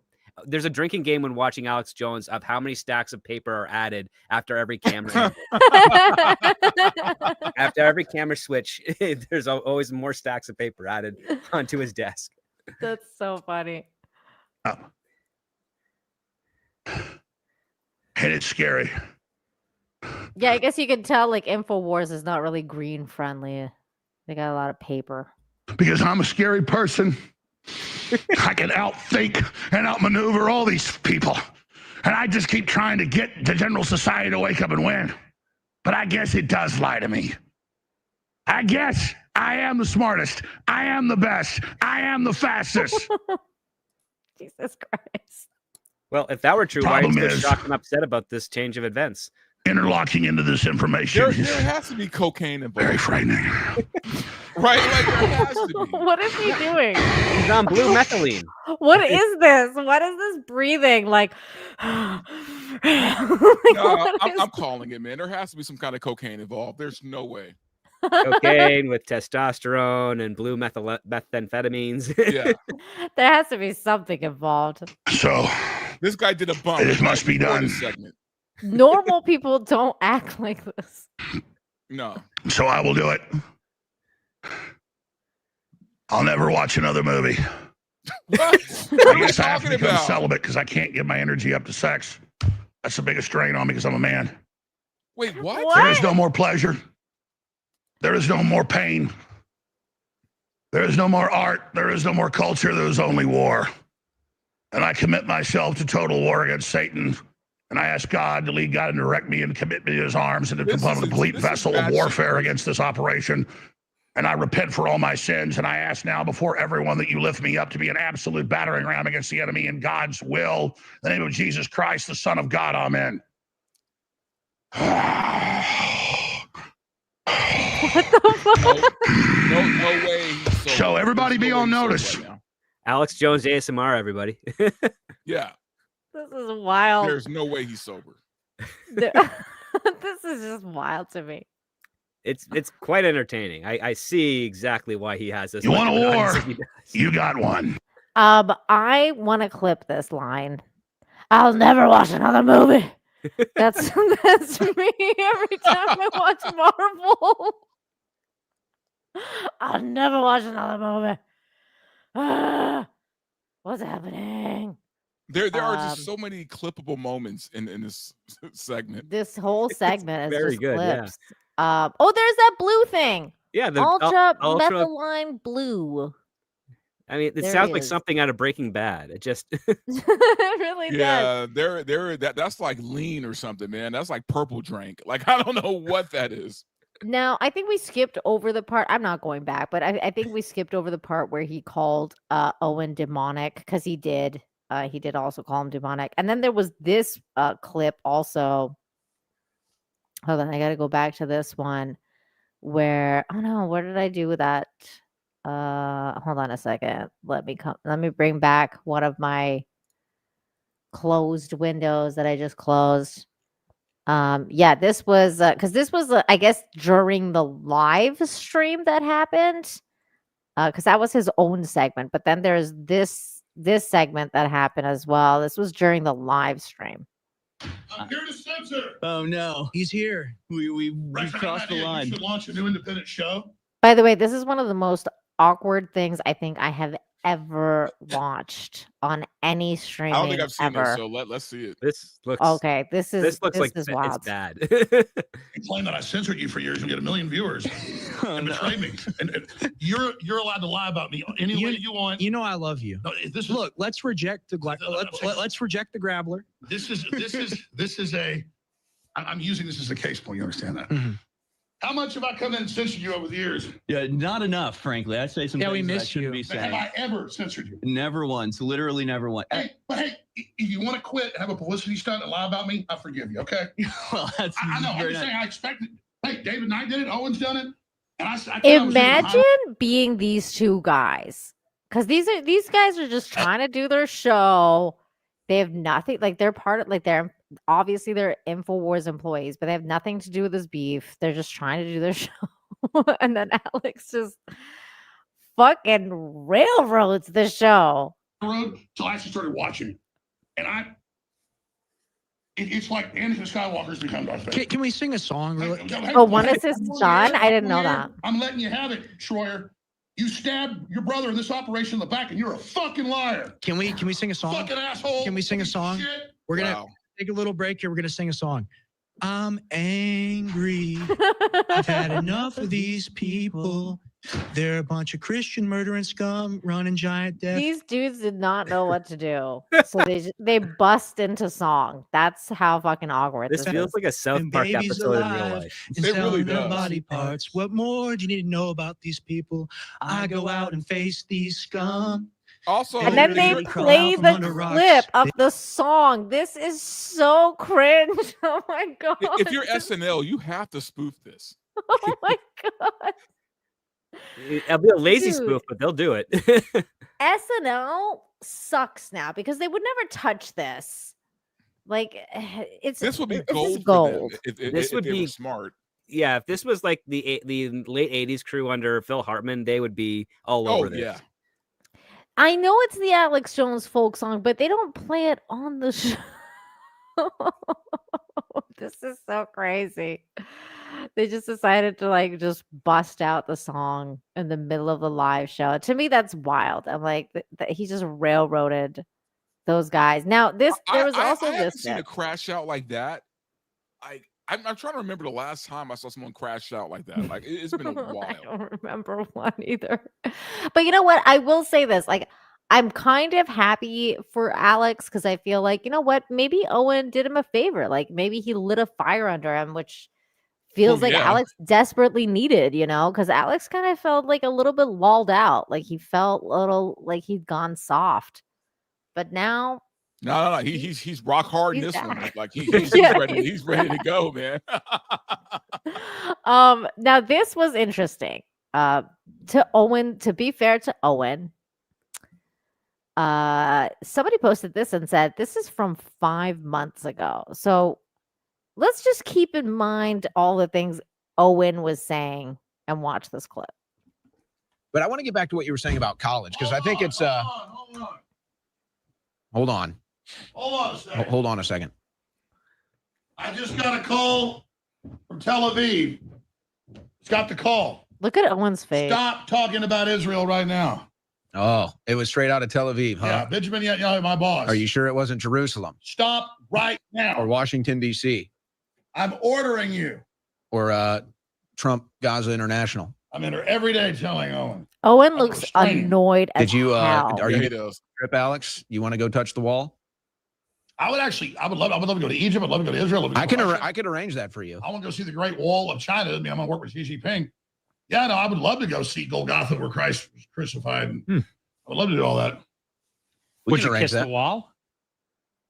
Like Vance? Probably to troll people, yeah. That'd be a good troll. That'd be a pretty good troll. I would do the opposite thing. I would refuse to touch the wall to troll people. No, listen, that's a Titus destroyed that in 70 AD. So you can't hate those people. And we say we're not Judeo-Christian. I know that. We are Christian. But the point is, it does Abrahamic religion and all that. We can't, you even hate the Jews of 2,000 years ago. My point is, Owen's like, Netanyahu. Are we having a history discussion now? Or do we have to do this now? It's because we disagree about what's the bad stuff Israel does. We don't have to hate people. Yeah, he's annoyed. All the solidarity. J.D. Vance also goes to the Catholic Church. He's Catholic. You go say hi to the Pope or whatever. My point is, you think somebody's bad if they go do this? Well, Vance visits the Pope. What happens? Pope dies. Oh, you think he killed him? He visits India. Nuclear war is about to break out. He dropped the trophy. He broke the trophy. Is he the Antichrist? Isn't I'm it just funny, saying, though, how nobody's talking about that Pakistan-India situation? It's like there was a huge shootout at the border. Yeah. And they didn't even talk about it. They're threatening nuclear war with each other. Yeah. They've been doing that for years, but it's like... Wait a minute, how do we tie that into Israel? How do we blame Israel? They're working with India. It's true. That is true, right? So it's Israel's fault. You said it. You said it. Owen just wants this to end. He's like, why is this happening? He is not happy. He's not happy. He's not happy. And right before I started playing these clips, by the way, this popped up on my feed. So this is definitely far from over because I just saw this. Breaking from Alex Jones. The Owen Shroyer was fired by InfoWars hoax crashes and burns. Alex Jones gives new details of why he became so enraged by MSM's attempt at gaslighting. 53 minutes long. All right, let's watch the first 5 minutes. Because I've known Owen 10 years, and he was a completely different person 10 years ago, and even 7 years ago. Funny, smart, hilarious, cool. We were all different people 10 years ago. I can tell you this. I've changed. I have become a completely different person 10 years ago. A great guy to hang out with. And then even before he went to prison, he stopped ever wanting to hang out with any of us, really. And he got very, very cold and very, very angry. And no matter how much support we gave him or what we did, he just got more and more, I would just say dark. But the reason I got so pissed was once I saw what he said and did, I could see the setup. I know how the media works, and I know it's not stupid. Because he would imply he was being censored, but later say he wasn't censored. I know he's mad I criticized Trump, and he's losing White House access. None of that's true. And, lots of stuff like that. And then outright things that aren't true. I haven't gotten a raise since 2018, so I got a fundraise. Well, if almost having your salary doubled in those years, 3 raises is, I got his financials right here, his the numbers. I mean, I've got the spreadsheet only. No, he's busting out receipts now. Uh-oh. He's been paid. I got the tax forms we filed, but I'm not going to, you've noticed he hasn't come out and challenged that. And I noticed when I'm. Oh, he also said he gave him a car in another stream. Watched a lot of the 5.5 hours in different tranches. It made me so angry of the show he did Monday night. I haven't had a raise since 2018. I mean, I think it's 2018.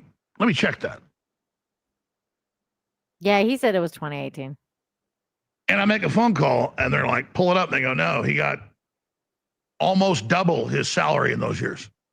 And I go, pull up the bonuses. I was like, yep, top bonuses in the company. Wow. And they're everywhere, all over the place, saying, I fired Owen, and I did it because he was exposing Israel. and he was connecting Epstein to Mossad. I talked about Epstein and Mossad 15, 16 years ago. Yeah, that's not a thing. So they just make this up. And that's what I said to the crew on Monday night. I said, this is deliberate. This is all vague and nebulous so that he's not technically saying he was censored. And at the other show says he wasn't censored, but makes statements that he was basically censored. Now I'm getting it. That's why he's calling him a demon and like fed and like whatever else. Because he thinks he's basically feeding into the media. And they're all going to paint him like shit. And I guess to be fair to Alex, that's true. And that quote, paraphrase it, I didn't let him come back because I was mad at him. No, it's like you quit and you just try to put me over a barrel. You know, if you're desperate, you can pay me more.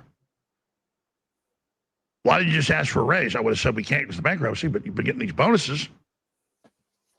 And he gets to do his own show, another place, and all that stuff. It was really nasty. The main reason I got mad, other than the fact that I could see, I couldn't watch the first night. I couldn't watch much of it. I watched more the next day, hours of it, and it was just before I went on. When I have other things to do, I didn't work out. He was saying on another stream that I was watching with quartering that he was like crying. He was like, I was in my pool, with my daughter, and then I got out and I was watching this thing and I started crying, like there's tears coming down my eyes. I was like, damn, like freaking Alex Jones is so dramatic, man. I don't know if he was actually crying, but it was really sad. Because I just had to watch it. And I could see the scripting and him repeating things and looking down. And I was like, man, this is a plan to like be the hero. We're the censors. He's the victim, to springboard himself. Conflict and I marketing. knew, I said, he thinks I'm going to come on air and yell at him. Oh, I hope Alex doesn't get mad at me. All of it. Well, guess what? You got what you wanted, because I'm going to go with what's genuine and how I really see it and how I feel. And it is a major betrayal. But the other big reason I got mad was we are under massive assault here. I just like the fact that he's got Dr. Strangelove playing in the background of his set.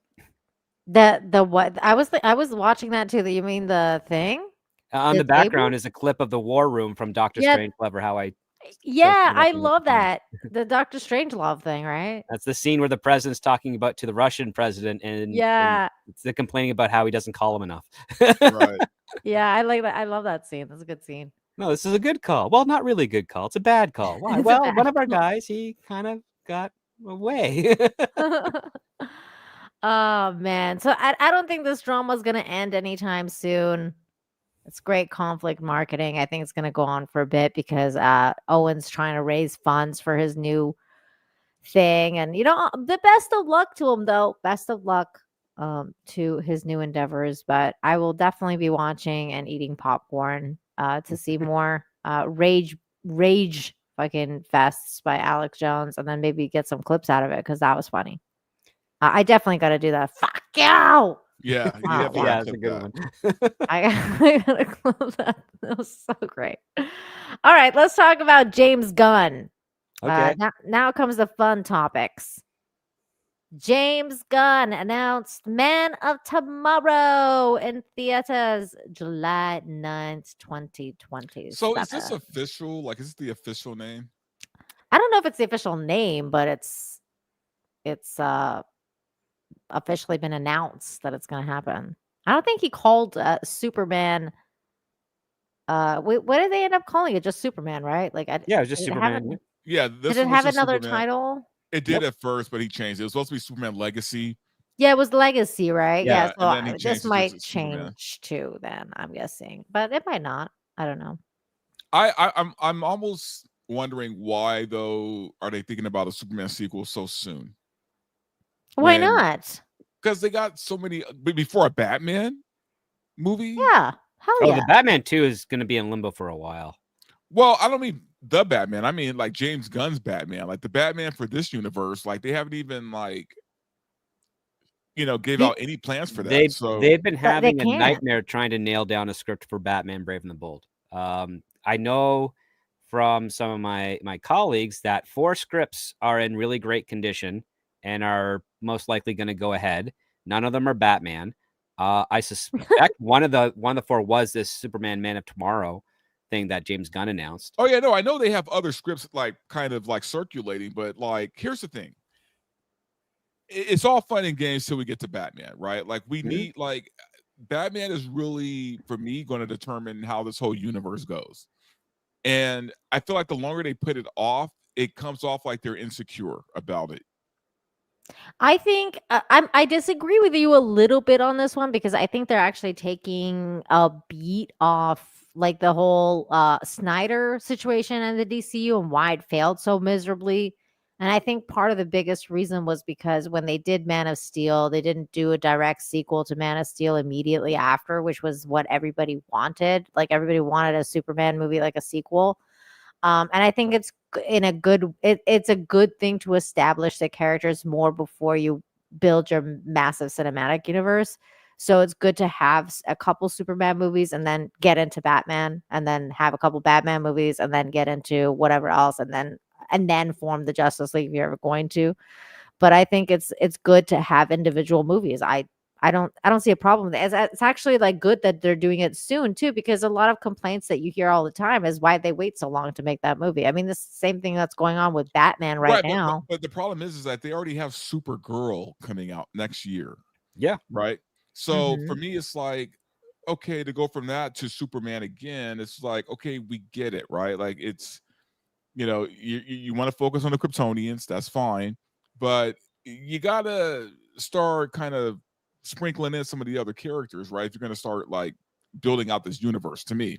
But I mean, they're going to have lanterns because they're going to have the series for the lanterns, and they already have that other Clayface has already started production. Clayface, yeah, and then they But already we don't know if that's going to be in Elseworlds or part of DCU yet. That hasn't been properly confirmed. Yeah, like is Clayface going to be part of Gotham City? Like, is it going to be part of Batman, or is it like a standalone?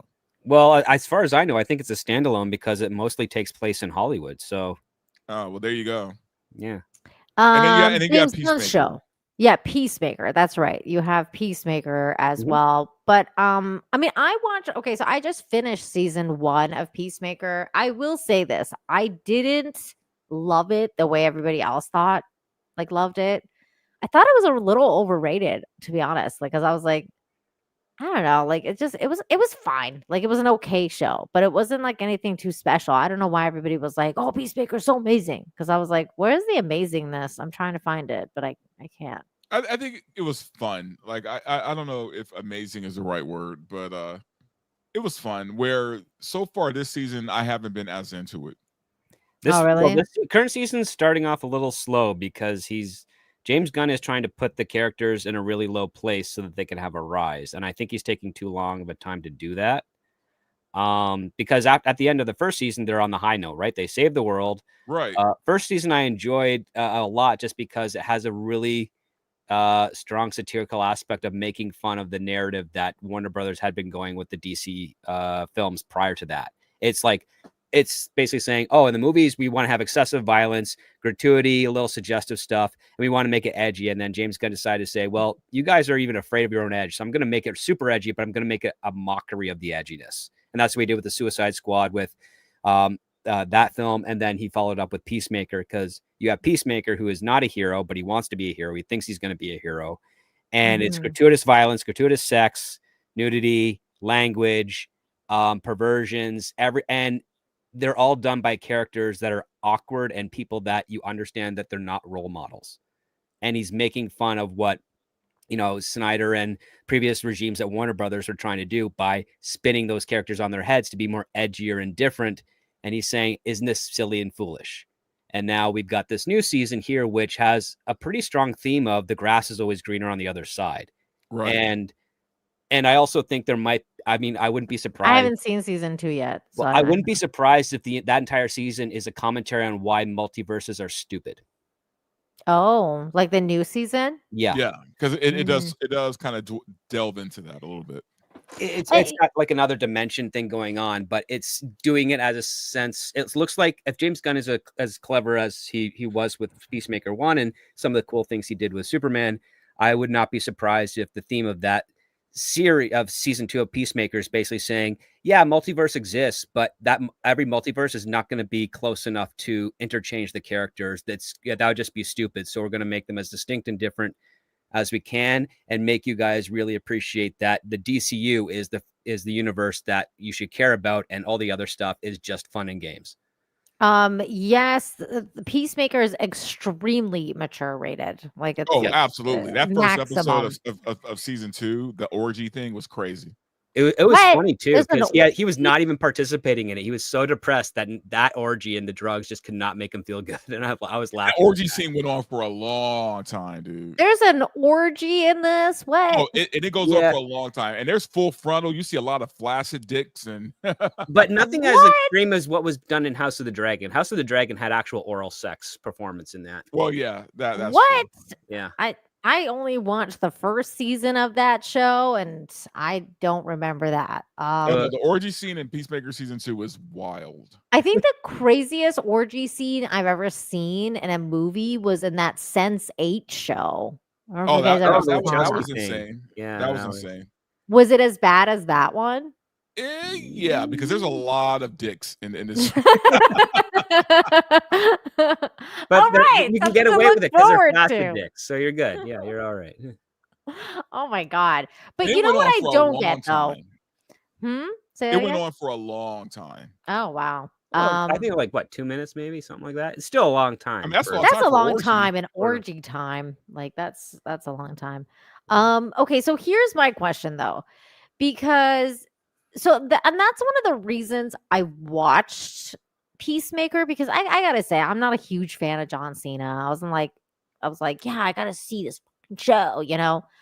But I watched it a little bit because I was curious, because a lot of people say it was great, and B, because James Gunn said it was going to be directly, connected to Superman, and I liked Superman, so I was like, oh, why is it directly connected? Like, I want to check this out. And I felt like he did kind of like Miss Marvel or whatever. Like I was like, what the fuck? Like, this isn't connected to the thing at all. Minus like this scene they did that they swapped out the Justice League or whatever. I just don't think it was connected like literally at all to. Oh no, it is. When you see the first season and the quantum entanglement dimensional room that Peacemaker's dad has, that is using the same technology that Luthor used in the Superman movie. So that is the connection. Oh, that's the connection. Oh, that's gay. Well, it's stupid. There's a lot of aspects that go towards it. Either the government will try to destroy it, or they'll try and take it over so that they have something that they can use for themselves. Like, say, for instance, grabbing assassins that of dead people from current dimension, from another dimension, and using them to commit crimes, or a new Suicide Squad that they can just immediately erase from our world because they can hide them in this other dimension that they have. So they're doing like the Marvel like Loki thing, but different. Not really, no. Like, they're not going TVA with it. Like, we don't know yet what they're going to do, because so far in the series they haven't discovered what this dimension exists or how to access it or anything. But when you're dealing with DC is more pulpy in style, and that is usually where you have corrupt officials. When they see a new device or technology, instead of destroying it for the betterment of humanity, it's all about taking control for themselves if they decide to go that way. And you have Rick Flag Sr., who his son was killed in the Suicide Squad by Peacemaker. Oh, I loved him. And so he's so mad. So Rick Flag Sr. is in this one here. And, what is he going to do if he discovers that there's an alternate dimension? And is his son alive in that alternate dimension? Like, there's questions to be explored. So far, the next episode, I think, is tomorrow night. Wait, Joel Kinnaman's actually back for it? No. Rick Flag Sr. It's Frank Grillo. Frank Grillo, yeah. Oh. His father, basically. Oh, okay. I will say in season 1, the dude that played the Terminator, not Arnold. Robert Patrick. Yeah. Yeah. He was funny. He was so racist. He's back in season 2. Yeah, he's back in season 2, and he's different, and I'm curious. Oh, he's back? Well, in the other dimension, but yeah. Oh, I see. So then they might bring back Rick Flag too. We don't know. They might. They're keeping it pretty close to the chest. I will say the podcast that James Gunn hosts with his wife and I can't remember, John Segi, the guy who plays Diebeard. Economos. Yeah. It's not bad. It's quite a fun podcast. Good conversation. Dude, Economos was hilarious. Like in the first season, like he kept like just randomly like killing all these people. He's still funny in this one, and Tim Meadows was actually pretty funny. Tim Meadows was hilarious. Yeah, it was. I like when he like captured that Chinese dude, and he's like, "Yeah, I got you." Judo master. Yeah, yeah. It was great. That was a good scene. I mean, they're only 2 episodes in, so I mean, you know, they have a long way to go. But I think. Is it 10 episodes? Yeah, I think it's 10. Yeah. Okay. Yeah. So I mean, there's a lot to explore still. Oh, so they're doing the weekly release with this, eh? Yeah, the first season they dropped the first 3 episodes, which I think is to its benefit because again, the first 2 episodes of the season 1 do take a minute to get your bearings, and then the third one kind of wraps that up and then starts the actual momentum of the series. And this time they're releasing it weekly, but that's more of a mandate from HBO Max because they understood that the weekly spacing of television shows creates conversation between the episodes.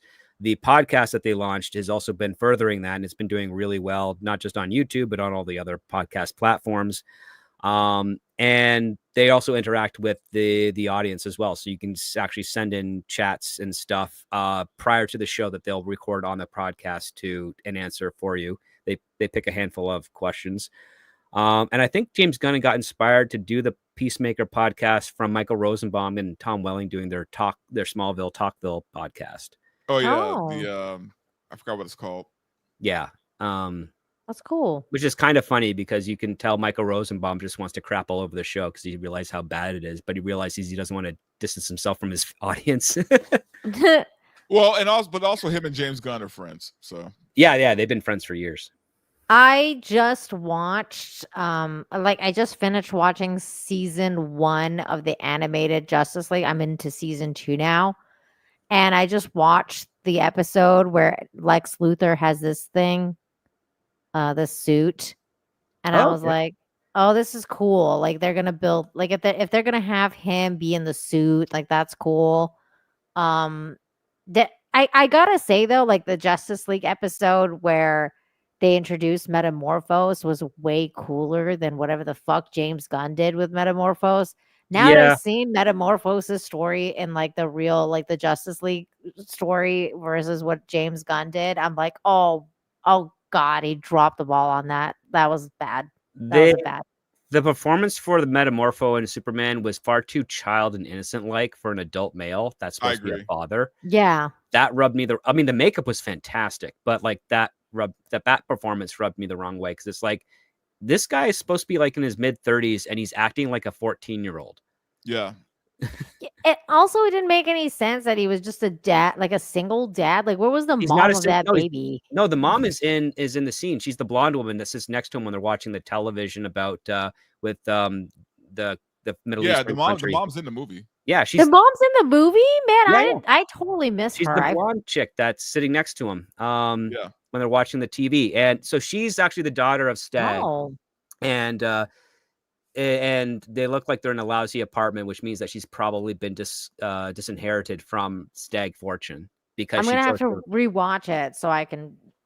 Yeah, and it's weird for me because I like the actor who plays Metamorpho a lot. Actually, he's really good. Yeah, he's been a good actor, man. Like I just seen him in Twisted Metal, which I really liked a lot. Mm-hmm.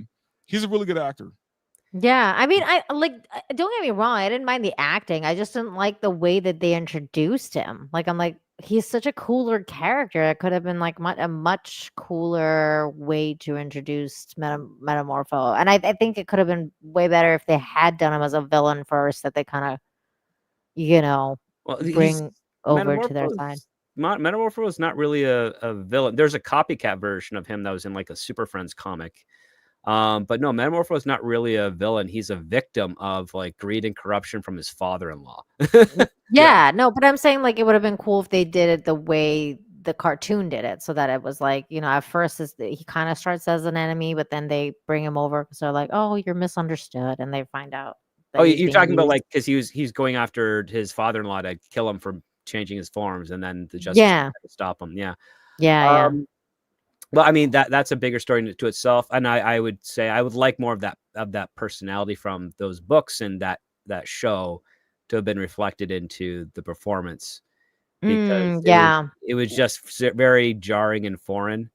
But I mean, I do like the idea that this is the first time we have a comic book universe that feels like a fun comic book universe. Yeah. Like, they're going ahead with the Lex Luthor in that suit, and I like the cheekiness of this image with Superman with a screwdriver and a couple of loose screws between Lex Luthor's legs. Yeah, I showing love that it. he's like smart enough to defeat the power suit. It says Jim Lee on it too. I will say though, I look, I love Gunn, and I trust his vision. I do think that I would almost prefer though if he just kind of stepped back a little bit. Let some I other agree with this. let some other directors like take the helm, because he has to oversee everything, right? Yeah. So like just On the creative angle, yeah, he's be there. the figurehead, right? You Yeah. don't have to direct every single project in the DCU. Yeah. I mean, there's an argument to be made for that though. This is why, like, because we talked about this before, and like some movies that needed continuity and the same directors didn't get it. Like, let's say Star Wars, which what happened with J.J. Abrams and like Rian Johnson, that was a whole fucking nightmare. But when you have different visions, it starts becoming convoluted as well. So I can understand. You can oversee. He can oversee it. I'm just saying, like, but he has a lot to look over. He has a lot to oversee. Yeah. Just let some other See, directors I would that he say trusts, do this. I agree with you, Verbal, but I say like stick with Superman, but you don't have to direct Supergirl. Like you can do, Right. Someone else is directing it. Yeah, he's Oh, fine. is it? Is Yeah. somebody else directing Supergirl? That's Yes. good. Someone That's else is good. directing Supergirl. Someone else wrote Supergirl. Like it's based off of Tom King's story, but it's got. I mean, I've read Tom King's Supergirl Was story. it Woman of Tomorrow or something like that? Woman of Tomorrow. It is so pretentious, convoluted, boring. Oh God. But that's gonna. The thing is, this is a story with Lobo, and Lobo's not in Woman of Tomorrow, and Lobo is a very fun Scourge bounty hunter of the universe, and it's played by Jason Momoa. Oh, okay, that's gonna it'll be a fun movie. This is most likely going to be inspired by Woman of Tomorrow, but not following it beat for beat, which is good though. But which is, I would say, better. I also I love, and people argue with me about this, but I love the idea of a hot mess Supergirl, man. I just do. I love the fact she's mostly always been like that. A lot of people think that Supergirl is just like Superman. She's not. No, she had problems. Well, I love the fact that she gets white girl wasted. I love the fact that she's she's gonna be drinking with Lobo. Like I love all of that. No, me too. Because I like it too. I like it too. I don't she's mind a girl who's dealing with the fact that everybody she ever knew, her entire culture is destroyed. gone and destroyed, and she has she to was come to way terms with that. older. Yeah. And the other part, and I mean, we don't even know which version of Supergirl this is. Is this the one that survived on Argo City, that was floating through space with a pocket atmosphere, and they had to build lead lining on the surface of that island so that the kryptonite rocks underneath wouldn't poison and kill them. And then as they were slowly dying from the poisoning, her father, as a last ditch effort, just sent her towards Earth, because she was not born before Superman, like in some continuity. She was born after, on that floating piece of rock. And that's all she knew, and maybe it was a hard life. We don't know those details yet. Hopefully we'll find out a little bit about that. But I mean, James Gunn seems to be going into this aspect where he's pulling back the heavy-handed details of some of these characters' origins, giving us like a Cliff Notes version of it, and keeping us at arm's length until a story where that integrates it could come to the surface. But I'm excited for a Supergirl planet hopping story where either she's being chased by Lobo because Lobo's hired to capture her for some reason, or those two are working together to help somebody. Do we know who the villain's gonna be in that movie yet? Not yet. No, it's speculatively to be Lobo, but he's primarily just an antagonist, so not necessarily a villain. I feel like there's gonna be a bigger villain than. Oh, Lobo. yeah. It'd be nice. Like I'm there could sure be it the will be. Collector. There could be Mongol from Mongol would Warworld. be amazing, actually. I Yeah. really want him to start doing the Brainiac thing, though. At least put like bits, like sprinkle it out. No, I agree. Uh, You know, I look. It's been overdue. It's been overdue. We need Brainiac in a live action film. Like this Fuck is yeah, man. ridiculous. Oh yeah. Yeah. Give us the crazy Kaluan that's a hybrid machine that likes to destroy civilizations and bottle Yeah, up you their know what I peak mean? cities and go from planet to planet doing that. Though that's a fun.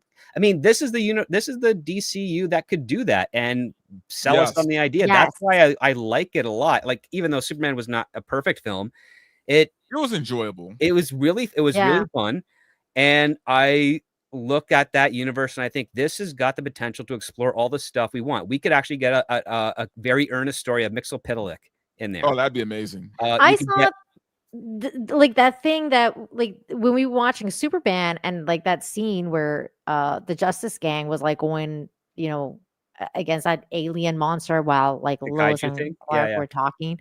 I thought that was such a cool scene because I was like, this is DCU. This is what a comic universe is like. Like this is exactly what Yeah. I wanted in a comic universe. And like that's why when I saw this suit, it was really cool because I was watching this episode last night of the Justice League, and it's the one where the Evolver, I forget what the guy's name is, but the one that like evolves, he's like the robot, and he's like Amazo. yeah, Amazo. He's like he was in it, and like and Lex was like abusing him and being like, I'm gonna die if you don't go kill the Justice League for me, and like all like it's just being a total was a great dick to him. episode, So it's actually. such a good episode, and I was Yeah. like I want them to make that like, and then all of a sudden he releases this, and I was like, ooh, it's gonna be Lex Luthor in the suit. Like it looks good. I'm excited for it, and it's really exciting to be excited for like a good Lex Luthor because we didn't have that before. That was lame with Jesse Eisenberg. Yeah, I mean, look, I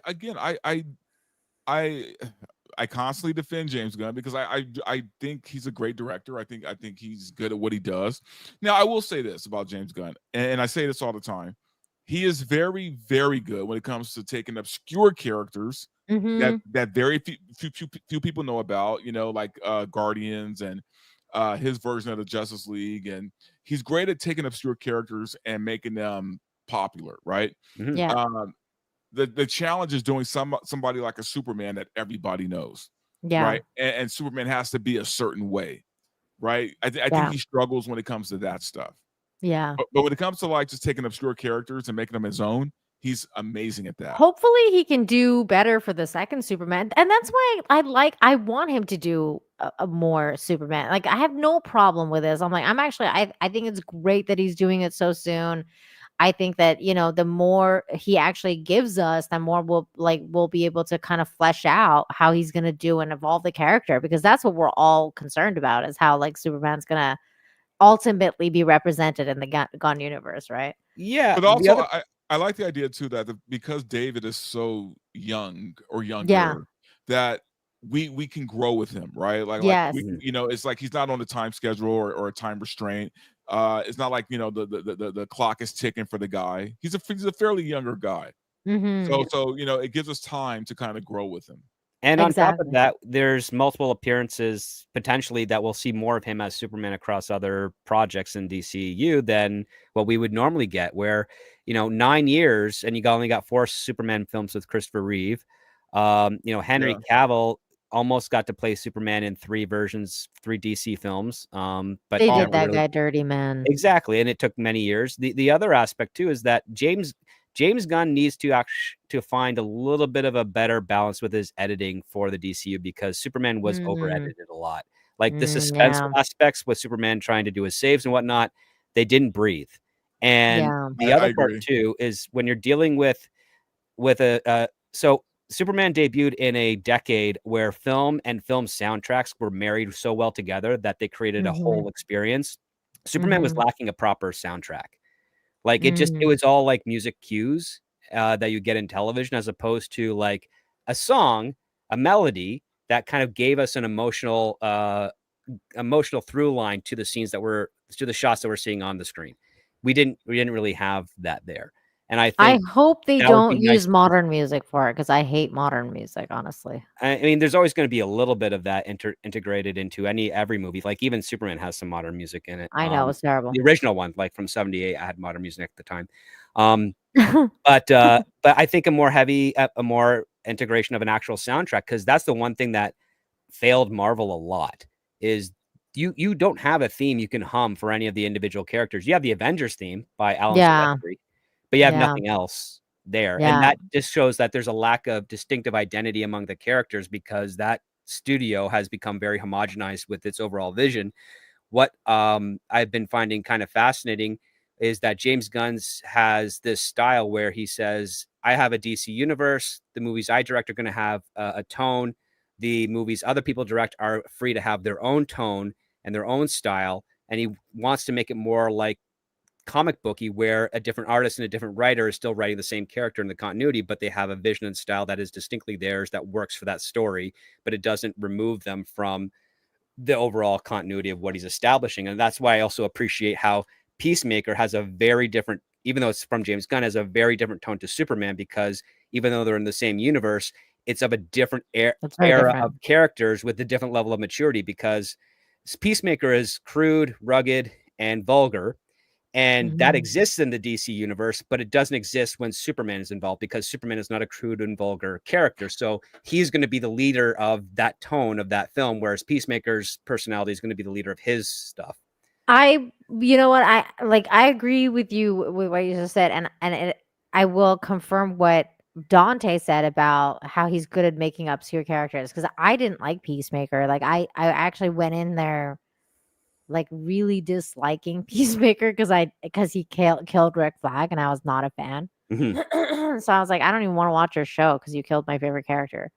But then as I watched the show, I was like, aw, like kind of like Peacemaker now. Like I feel bad for him. So I was like, he did it. Like he made me like Peacemaker, even though I hated him. He knows how to properly do sympathetic characters, because he doesn't. He even talked about this on his podcast of how he likes making complicated characters and finding the authentic sympathy for them, as opposed to just a flat, boring, one-dimensional character. And he even made a big slight against Disney on a recent podcast, talking about how he was so bored with female characters that are trying to be badass, but at the same time are superficial and boring.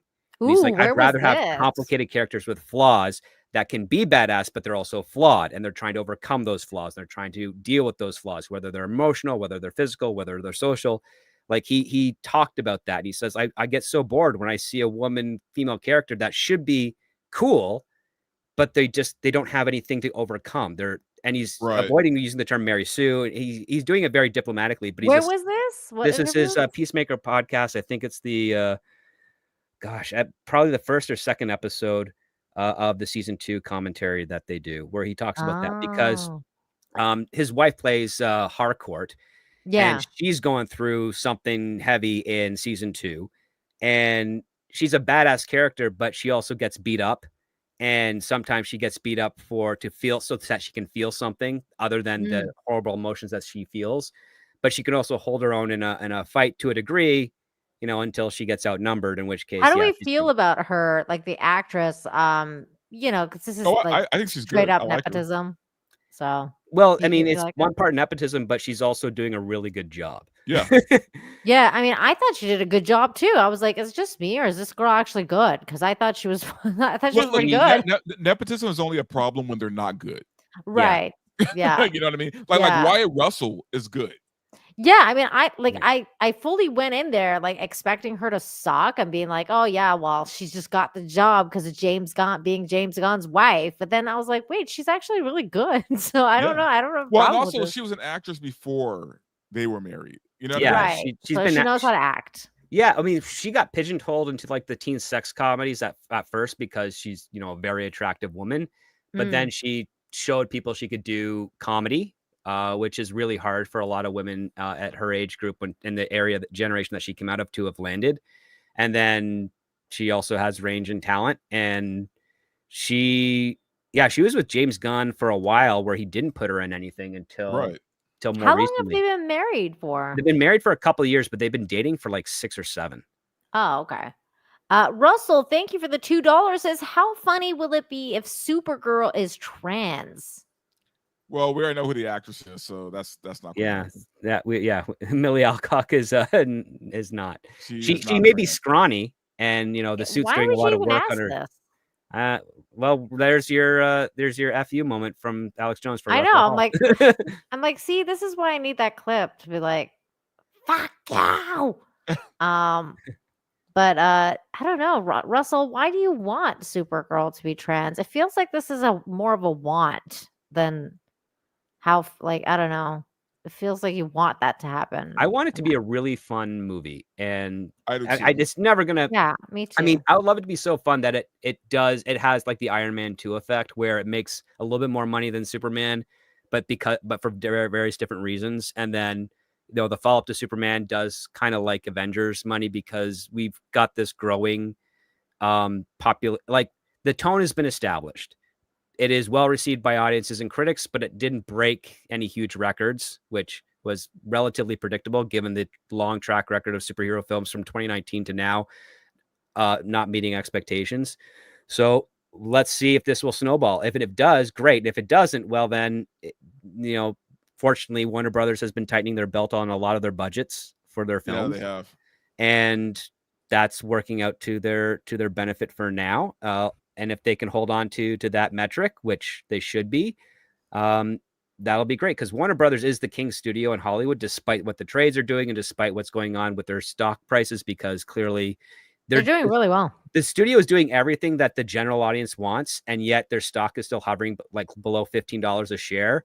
That's crazy. Which it really should be closer to like $40 to $80. Like it's doing everything right, but because it's David Zaslav, who is a traditional conservative, and he likes to cut things that don't meet his expectations immediately. Like, he doesn't let things drag out. Like I dated a girl that worked directly under him when he was doing Discovery reality TV shows.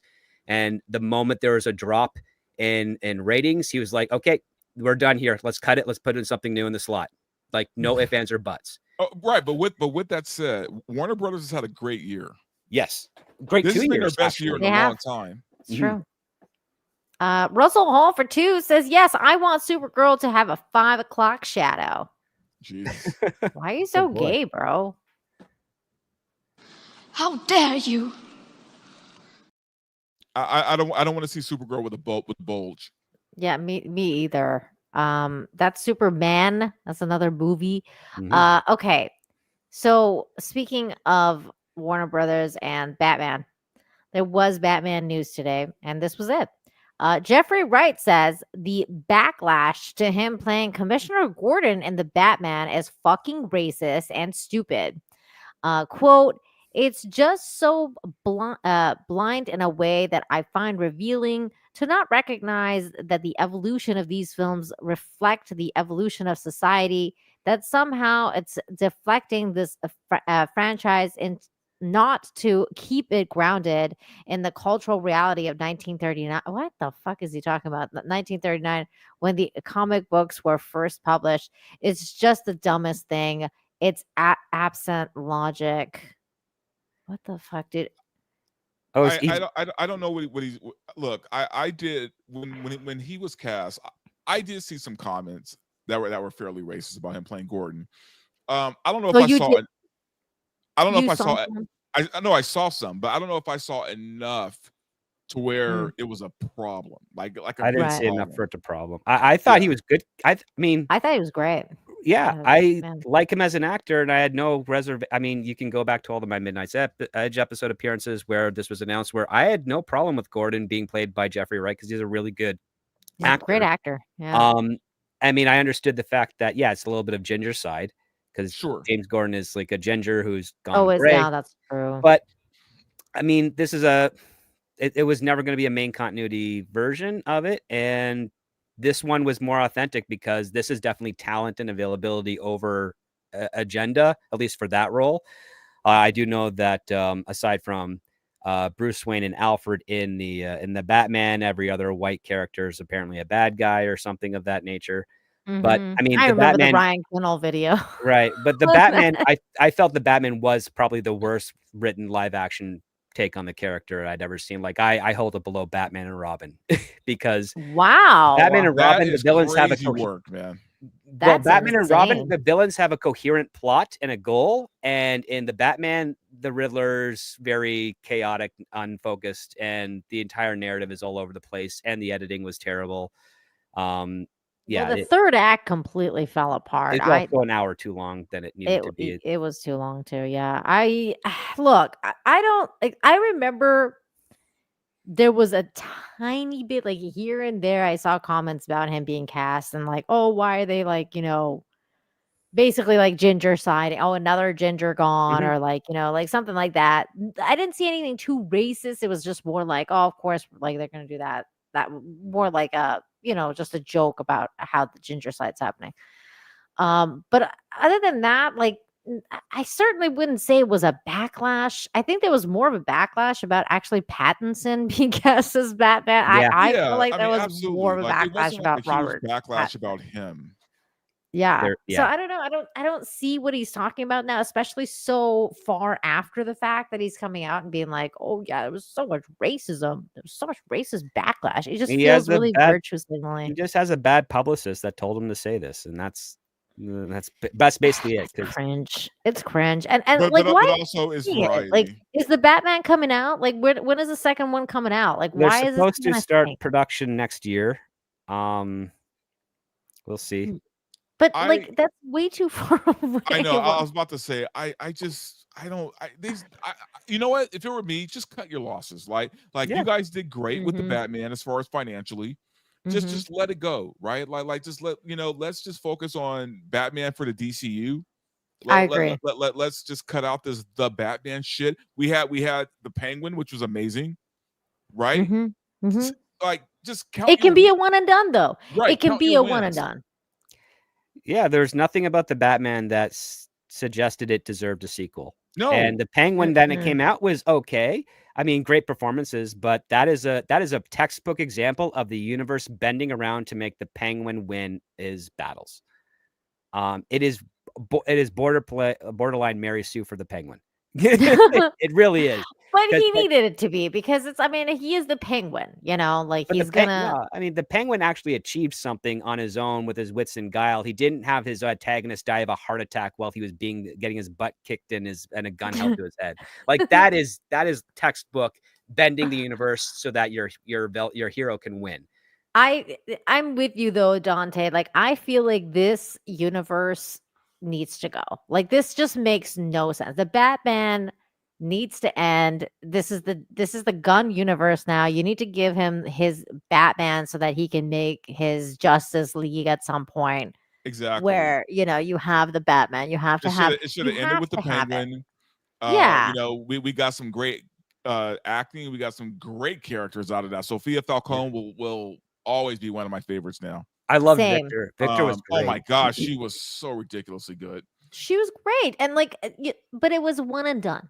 Yeah, we don't need this to be a thing. And now, like James Gunn has also said that he's willing to let Blue Beetle in. So maybe... well, he wants Zolo. Like he says, he likes the actor to playing Blue Beetle, which, I mean, he's getting a little old for the character. Blue Beetle is supposed to be a teenager. Yeah. Okay, yeah, that kid's getting old. Yeah. I personally, I'd rather see the Ted Kord Blue Beetle before we see the alien. I agree so much with that because I want to see Ted Kord. I want to see Booster Gold. I want to see those two guys, but stopping it around because they're funny. Booster Gold would be better. I've been pushing to the people I know that are connected to Warner Brothers, Alan Richardson as Booster Gold because he looks like the guy, and Alan also he has a lot of comedy under his belt, which is perfect for the character. Like he that's a good choice because I was always going to go with Glenn Powell for Booster Gold. Powell I think would be great for Green Arrow. He would be good. Ooh, oh yes, Green Arrow, Glenn Powell. Let's go. Yeah. I can see that too. But yeah, I've been pushing it. I got to. I mean, if you follow my Twitter X posts, you'll notice that I got to consult on Reacher. I did make in a case to Alan, saying that he'd be a fantastic Booster Gold. The thing about that guy, though, man, is it's almost like he could play any kind of superhero character, man. That guy's built like a fucking superhero. Yeah, dude. At this point, I feel like he's Bane. Like he should be Bane. He's so built. He's like he's not Spanish enough. That's true. He's played Aquaman and he's played Hawk. So he's played 2 DC superheroes, both of which Aquaman he was better cast for back in that day. Hawk he was horribly miscast. He says he wants to be Batman, but I don't think he's every actor wants to be Batman, but I mean it would be a waste of his talent because you wouldn't be able to stretch his acting ability. I agree. I don't think Batman is a good choice for him, but I think Booster actually might be a really good choice for him.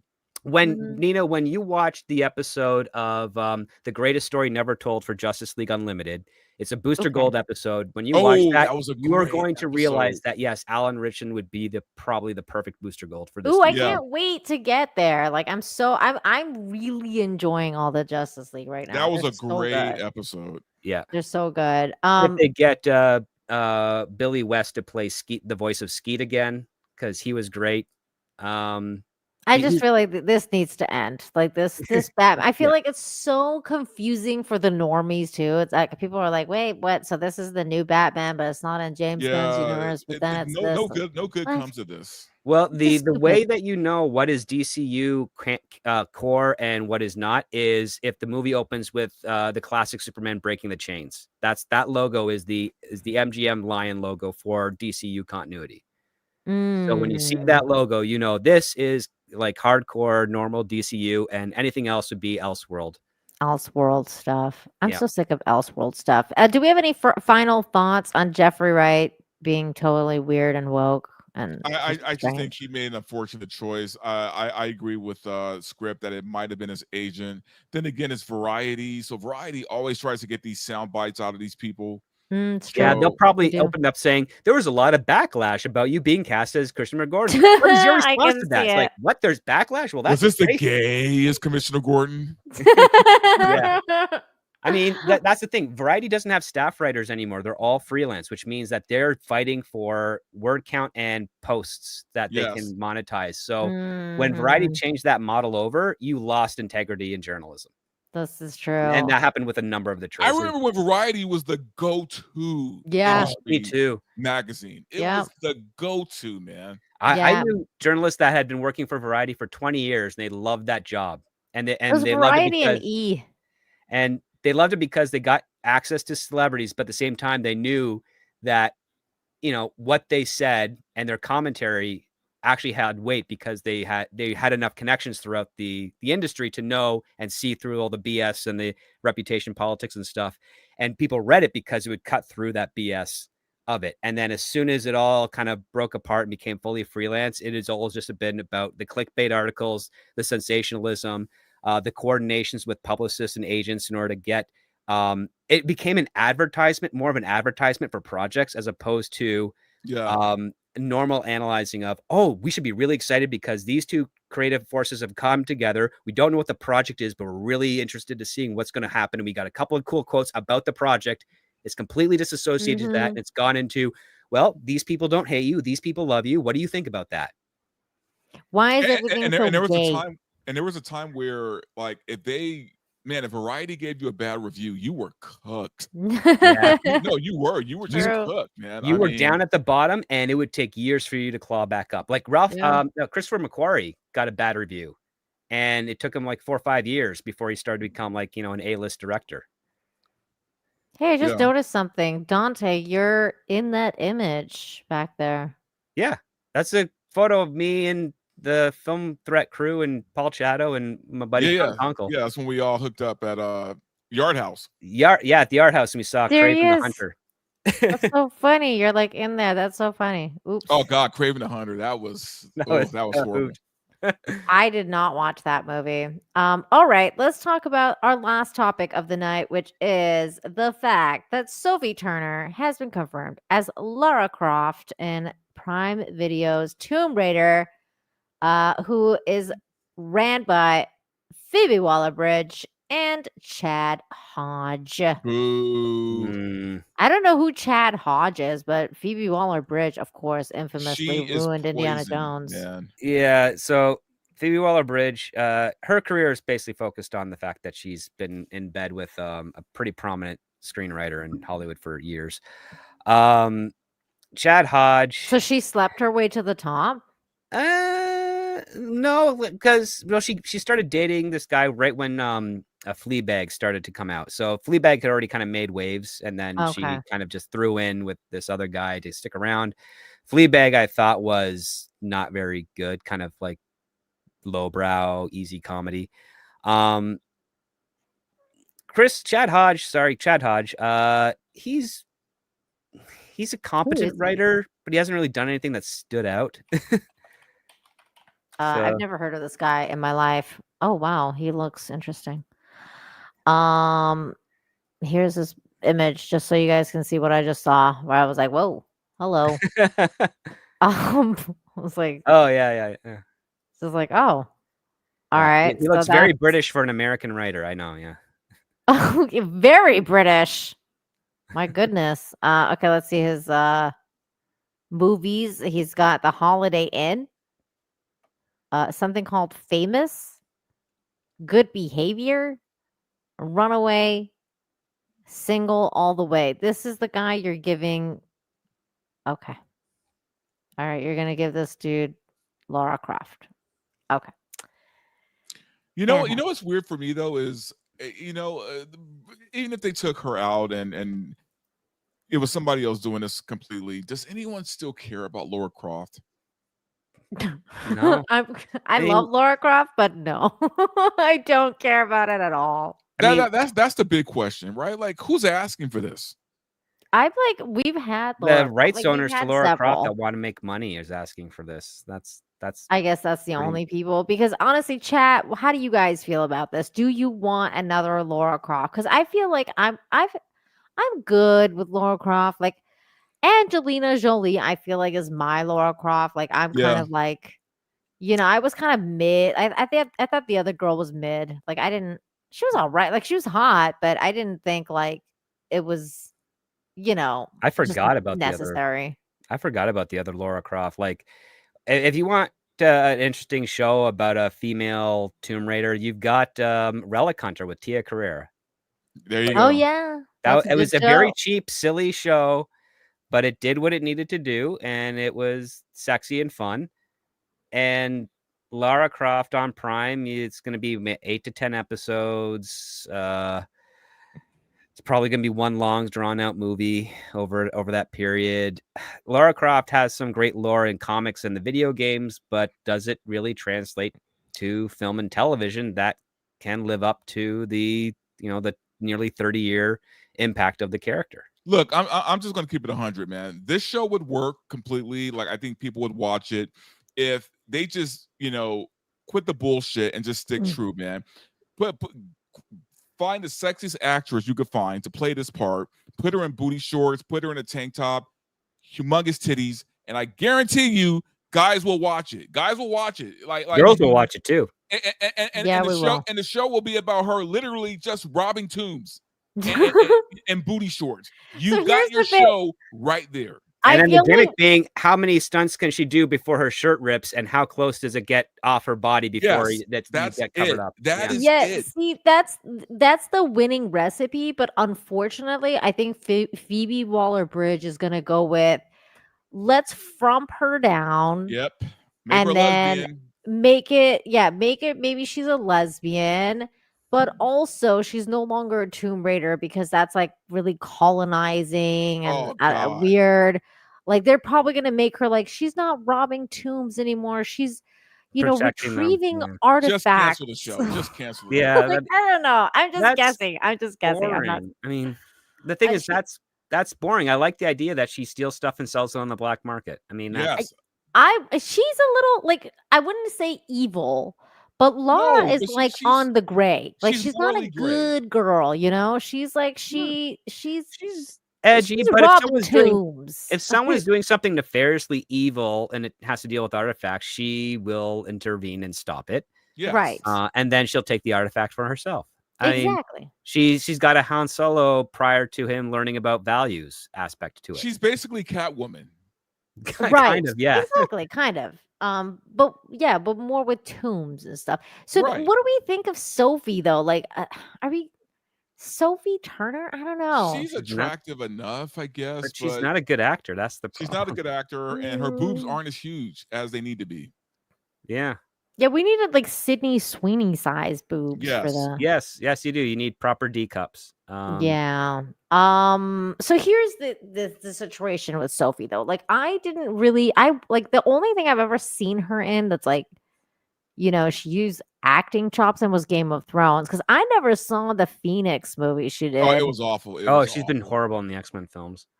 I mean, like she's so I don't know. You guys don't think she's gonna be able to pull this off? I don't know. Here's the thing. It's not even the fact that she can't pull it off. It's the fact that Phoebe Waller-Bridge is the helm. yeah, that's the problem. That's the biggest problem. She's already 10 steps back in the potential. Like if you had say Ryan Condal, who did House of the Dragon, or gosh, I'm trying to think of anybody, the Breaking Bad guys, if the Breaking Bad team, if they did it, if they were doing it, I would say, okay, this has got some potential here, and there's stuff that you can do up. And now at the same time, also you could just give Sophie Turner a padded bra. Yeah, I mean, there's ways to fix that. This is going to be a girl power. This is going to be nothing for the male gaze, right? Yeah. Like it's just going to be boring. I'm sorry. They're gonna frump her. We all know she's gonna be all frumpy. It's gonna look fucked, and we're gonna be like, "Where's Laura Croft?" And this is Amazon who's doing this. Yep. Yeah, it's Amazon, but I don't think it's connected with the Skydance Productions, because the Skydance Productions with Amazon are Terminal List, Reacher, shows that don't really go into that full crazy agenda stuff. This is going to be awful. It's not good. I mean, yeah, Phoebe Waller-Bridge can't keep her politics out of her writing. Yeah, and the thing is, she doesn't even challenge her. Listen, writers have a point of view, and that's very important. But one that makes them a good writer is that they really dig deep into their counterpoint, so that they can actually make some drama out of it, so they can make some conflict, so that they can say, this is the enemy, this is how strong their arguments are, this is my hero, this is how strong my arguments are for my hero. Let's have them clash and see, and properly dismantle the weak points of each argument for the sake of the story, not just make your villain pathetic the way that Phoebe Waller-Bridge has done, the way that Caroline Dries has done, and Kelly Saunders and a number of other female writers, where they just make their villains more pathetic than their heroes. Therefore, that's how the heroes win. Right. And also, here's a plus to it though.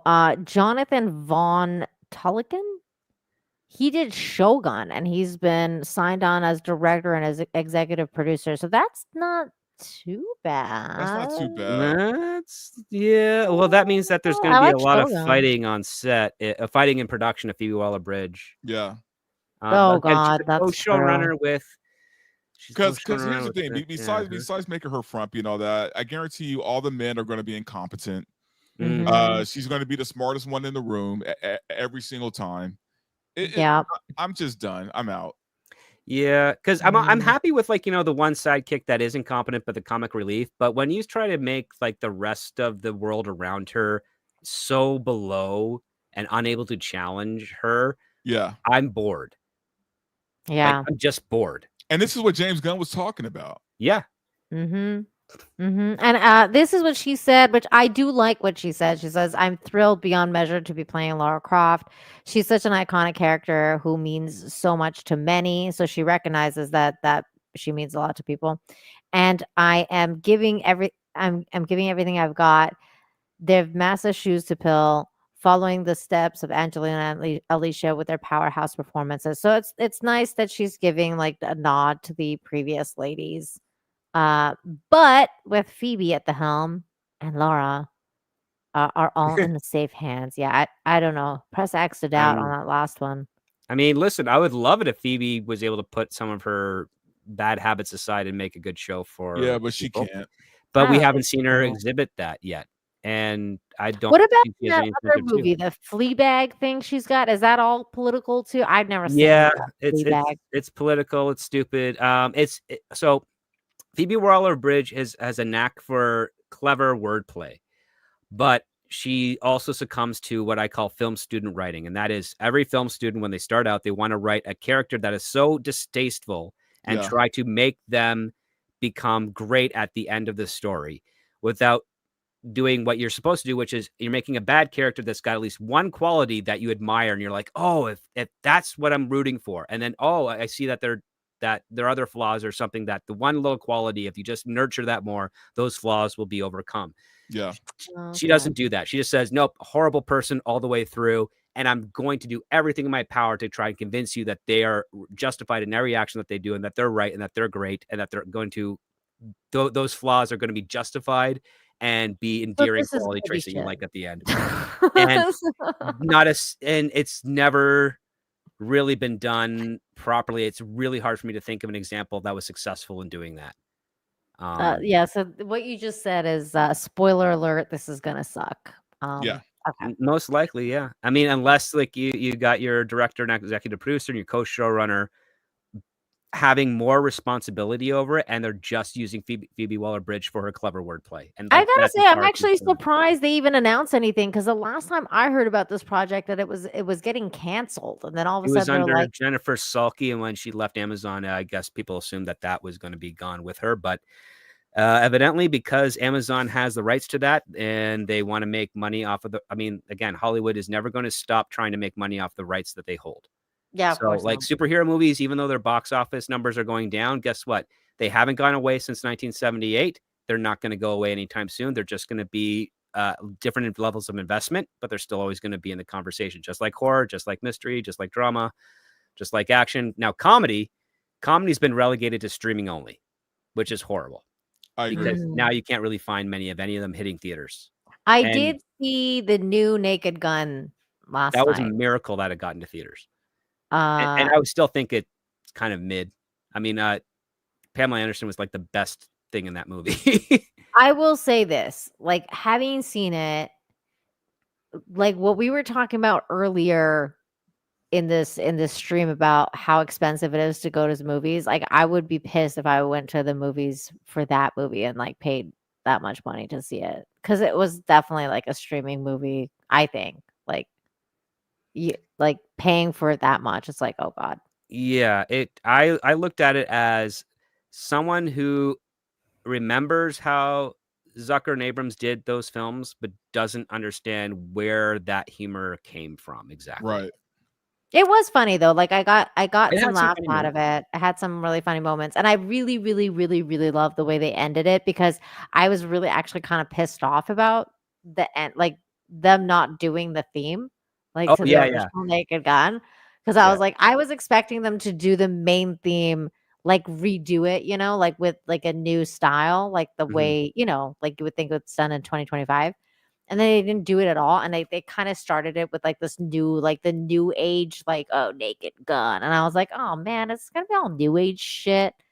And then by the end of it, when they did like the main theme and the main did, theme like, with the police car follow it. Yeah. I mean, I was like, that was cool. But I mean, I know what they were trying to do, because it felt like a Michael Bay take on the Naked Gun.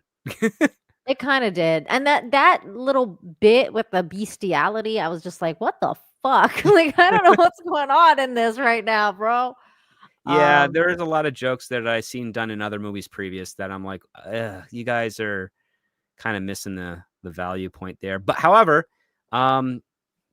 Abrams Abrams' original Naked Gun 4, which was not a Police Squad story, has been retooled, and he's getting financing for it. So hopefully we'll get to see it the next year or so. And it's supposed to be a comedy about spy films. So I'm looking forward to that, because him and his team, they always have a very fascinating take on comedy, and they know how to play with what film does to really nail a joke. I did enjoy it though, and I thought Pam Anderson was absolutely fantastic in it. So was what's his name? Liam Neeson is very funny. He's great, really good. Alicia was good. I thought she did fine, but she was mid. I don't know. Angelina was better for me. But anyways, we've been going for a long time. So thank you, gentlemen, for joining me today and to talk about this week's crazy news. And of course, not so crazy news. These castings aren't that crazy. But Verbal Riot, tell everyone what you got going on next. Yeah, guys, follow me on YouTube, Rumble, and X under Verbal Riot. Tomorrow I'll be doing my show with special guest Aaron Sparrow. Me and him always have a good time yakking it up. So we're gonna be clowning around tomorrow at 6 p.m. PST. I'm going to be a little off the dome with my videos for a little while, guys, because I'm just finishing up my book. My book should be out hopefully by next month. Nice. You're writing it? Oh yeah, I've been working on this book for like 6 months. So great. it's almost finally done. Cool. And just be on the lookout for that. Is it fiction or nonfiction? Oh no. It's a book about dating. Oh, okay. Very cool. It's a book about dating, and it's very tongue in cheek, but it's very helpful. So guys, trust me, you'll want to read it when it comes out. You're gonna come back on the show. We're gonna promote it. It's gonna be absolutely, great. Yeah. I'm gonna do it big, but because of that, my videos are going to be very sporadic. So no worries. Well, I understand. But thank you for joining me tonight. It's been absolutely wonderful to have you on here. Oh, absolutely. Like always. So fun. Script Doctor, my Canadian brother from another mother. It's really good to see you. Always good to see you, Script Doctor. So tell everyone what you got going on and where they can find you next. I'm not sure yet. Like I'm swamped in all the good ways with work. I do have this show on Saturdays called Scripts on Saturdays. I am hoping I don't have to work Saturday night and postpone the show. So I don't know, but follow me on the Twitter X's there to find out. And yeah, I'm gonna be scheduled busy up until like Thanksgiving, pretty much. So it's gonna be nuts. I'm sorry, like people have been following me. There's like, hey, I haven't seen you on various streams for a while. It's like, yeah, I've been on set and doing my own writing as well, and it's a slow moving process, but it pays the bills, and I'm grateful for the work and rebuilding some new connections and old connections. Which I think is a good sign, because the next couple of years for film and television might go into the direction a lot of people have been wanting for. The only big obstacle is, can it make money with the current models that are still being pushed with streaming and less network stuff? So we'll see what happens. I'm just one of thousands trying to push everything in a positive direction again. And fortunately, some of the newer shows that have been coming out this year and some of them coming out next year look pretty good and a lot less agenda stuff. So keep an eye out for that, and be sure when you find something you guys out there like, share it with all your friends so that they can find it, because that actually gets to the people in charge. I mean, that's why we've got shows like Reacher and Terminalist getting expansions with prequels and sequels and follow-up seasons and stuff, because I loved Reacher. Season 3 was great. I was way better than season 2. So hopefully season 4 will be great too. Season 3 is awesome because you can have a drinking game of how many times that Irish cop says Teresa. And it's a lot. Like, you will get liver poisoning. Did you like it, Verbal? Did you watch it? I haven't even watched Reacher yet. It's on my list of shows to watch. So it's really good. You should try it out. Definitely. Season 1 was great. Yeah. Season 2 is very it's mid. definitely like high on my list right now. And then season 3 was back to being really good. Russell Hall, thank you for the $5. Says, is there a chapter about how to get girls to wear a tail and do lesbian stuff with famous Star Trek actresses? He's asking for that will be in the sequel, the next book, not this book. First one is to get them to date you. Second one is to get them to do the kinky stuff. Yeah. You got to put the cart or the horse before the cart. So yeah. God damn it, Russell! Stop it. Get some help. Thank you so much. It's not very easy to get a woman to wear a tail. I'm just going to put that out there. Well, unless it's Halloween. Well, that's true. Yes. That's true. You know what? I look forward to the sequel because that's really funny. Thing Yeah, the to- sequel's where the real shit's gonna come out. My gosh. Okay. Thank you, everybody. Oh, apparently Anna is streaming right now. So let's raid her channel before we go. Let's see here. I'm gonna go to the rating thing and do the little rating. He says, I'm trying to get some help over here. Oh my god, you're so crazy. You do need help. It's true. Okay, hold on. I'm going to my redirect. We're gonna raid Anna, that Star Wars girl, and then tell her that Russell is looking to get help. That's what we're doing. All right. One moment, and we will go to Anna. Anna, where are you? Redirect. Category. Customization. They really need to make this easier. Let's see here. That's Anna. asking too much of YouTube. I know. They're ruining everything. That's Star Wars. I mean, every transition from summer to fall, YouTube screws up their entire platform. That everybody has to kind of realign themselves again. They really do. Okay, here we go. I've said it. So once we end, everyone's going to Anna's that Star Wars Girl channel. Thank you, everybody. Thank all of you for watching the show tonight. Special thanks to those of you who super chatted, became a member, gifted memberships, all that good stuff. And thank you so much for the Rumble rants as well. And supporting the channel in the way that you do makes it possible for me to do this show as well as the other shows I do. So thank you very, very much. And until next time, everybody, hang in there because we are all going to need some good news. So come back actually for Friday for good news because I know this show probably bummed you out a little bit. Thank you again, and I'll see you guys next time. Bye, everybody. Bye. Bye.